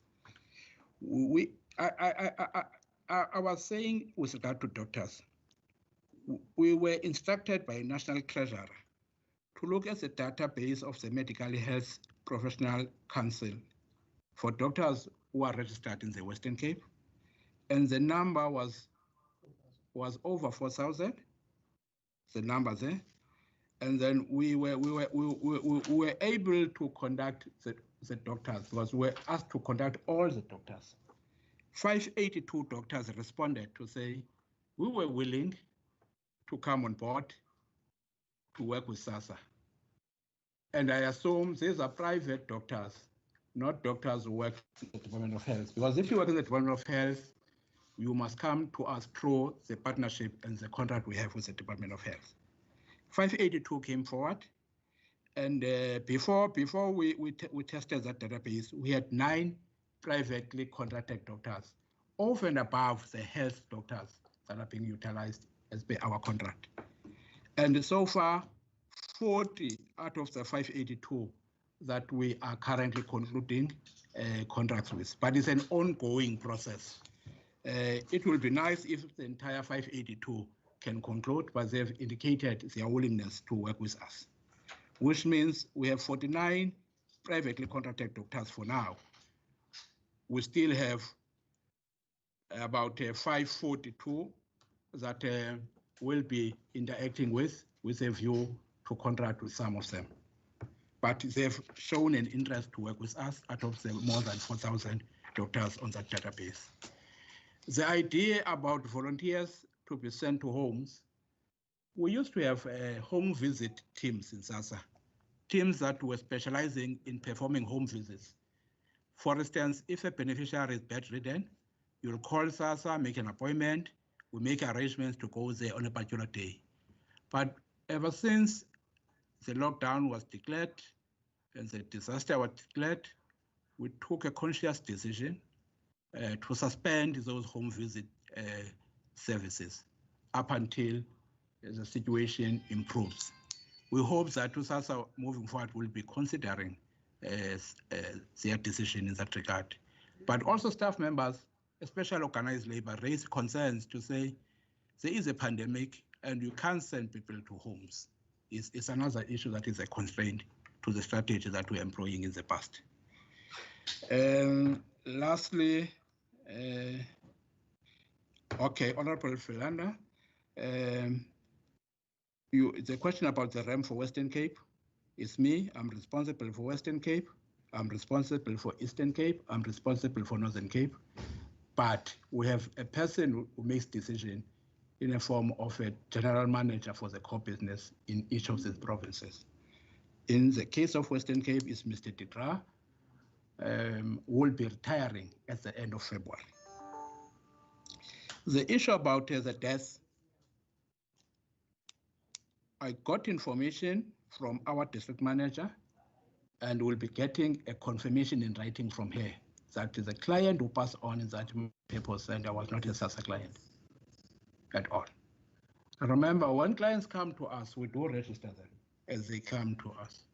That person is not on our register for the day in question. And she has confirmed that the client is not a SASSA client. We'll make sure that we get this confirmation in writing from her. And if the committee wants a copy of that, we can avail it. We can avail the copy to make sure that we're transparent about the issue. Chairperson, I think I have made an attempt to respond. Okay, there's one question about Atlantis, Chairperson. In Atlantis, there are 2,204 TDGs that lapsed. So far, we have made 269 bookings for assessments because we only have 7 staff members in that office. However, we are looking into the issue of increasing the capacity by deploying more NTA volunteers, because we've been given volunteers by NTA to make sure that we improve our efficiency. There are 31 assessments that were done, but with the new doctors that are coming on board, we'll make sure that we improve on assessments as we are advised by some of the members, including Honorable Member Mackenzie, that we must make sure that even in our facilities, we do conduct those assessments that doctors deployed. I think I have responded to all the questions. Yes. And thank you very much, Chairperson, for inviting us. We look forward to come again, as it was suggested, but will be subjected to your availability to share more information. But the new plans that will be done tomorrow will be discussed with the MEC. We'll also share it with the committee when we're invited. Thank you, Honorable Chair and Honorable Members, MEC and the HOD. Thank you very much for your time, and thank you very much for always responding to us as well. It is certainly sad to hear that Mr. de Graaff is leaving.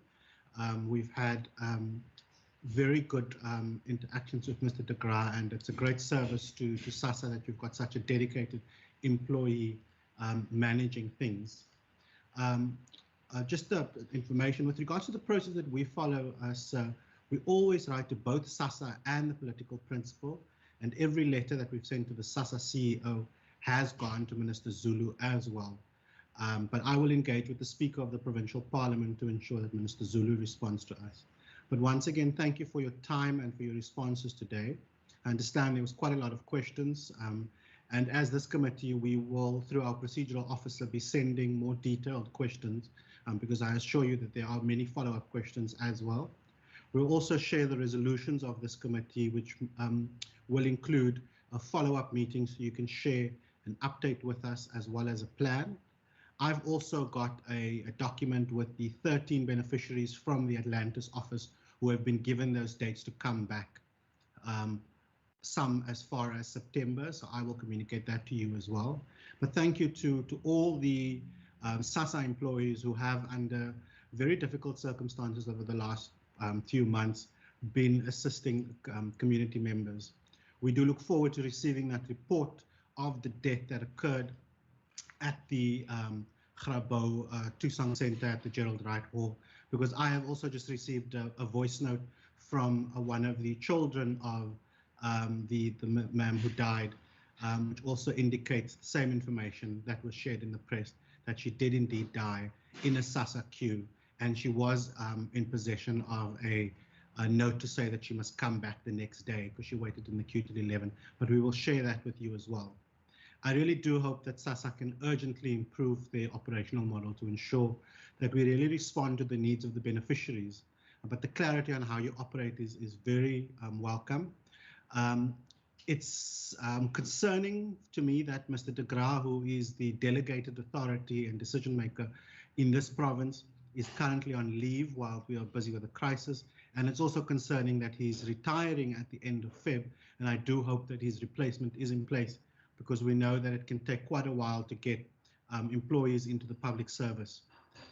I want to also say thank you to Dr. Badruddin, who have left already to attend to his other meeting, and to the City of Cape Town for filling in the gaps where they have been given the opportunity to do so, and to do so at no cost to SASSA and at a cost to the ratepayers. And I do hope that SASSA and the city can come to an agreement in terms of opening up more facilities so that we can get these 52,000 grants processed as quickly as possible. A very big thank you to Minister Fernandez and her team led by Dr. McDonald. And I do apologize that we were not able to get to the presentation that you've prepared, which outlines the support that the Provincial Department of Social Development is currently providing for vulnerable members of the Western Cape, specifically those who are disabled. But what we will do is we will schedule a follow-up meeting, and we'll start with that presentation, because I do think it's important for the committee to see that the department is filling in where it can, even though it is not its constitutional and legislative mandate to do so. So thank you very much, Minister, and to your team and the officials that are always very ready to respond and always very happy to engage with us. Members, I just want to take guidance from you. Would you like us to now go into resolutions? Or would you be happy to send those resolutions through to our procedural officers, and also all of your follow-up questions, and we can then compile that? And with your indulgence, I will engage with the Chief Whip to see whether we can get a follow-up meeting scheduled to continue this conversation and to get that progress update. So can I just get an indication from the members of this committee how you'd like us to move forward? I know that we are almost 25 minutes over time. Chairperson. Oh. Member Philander and then Member Mackenzie. Chairperson, I would agree with your latter proposal. Thank you, Mr. Mackenzie. Sorry, Chair, we are here so that we can continue to call another meeting to have resolutions if you can't continue with it. Or are you saying we must email you the resolutions as well? I'm asking that we email the resolutions and we round robin that. And those resolutions will be actioned on, and then at the next meeting will be where we get that update. I've made quite a detailed list of questions and of resolutions as well, but SASSA has committed to giving us an update every 2 weeks or so on how they are going along processing these applications. Okay, no problem. Member Brankes? Yes, thank you, Chair. I think since there is going to be another meeting with an update, I think it is best that we can just send via email to you our resolutions, and then we can take it further in the next meeting. Thank you, Chair. Thank you very much, members. So what we will then do is we will have the minutes of the meeting of the 17th of November stand over, and I will also ask members to please have a look at the draft committee program, and please send me your suggestions and ideas for issues that we need to cover.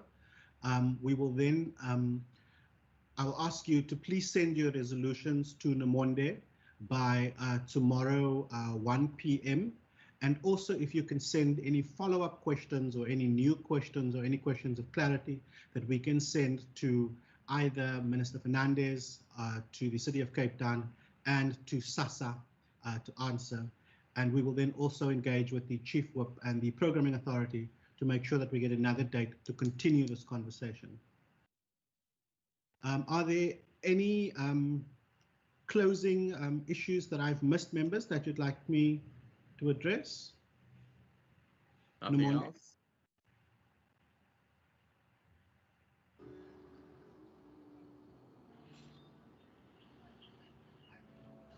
Nomonde, have I missed anything? Nothing, Chair. You have covered everything. Thank you. Members, thank you so much. Member Baku Force, I saw your hand. No, it's okay, Chair. I will write everything in my when I'm emailing the recommendation and my follow-up questions. Nkosi kakhulu, Mama. So members, with that, thank you very much for your time, and thank you for allowing us to go over time. A very big thank you to Nomonde for putting this together at such short notice. And thank you very much to Clarence and the team at IT, as well as to Mr. Ben Daza, our Senior Procedural Officer, for the hard work that you've done. And thank you very much to all the other members of our committee that has joined us, as well as members of the public that has tuned in via YouTube, and those members of the media. The meeting is then adjourned. Thank you so much. Thank you.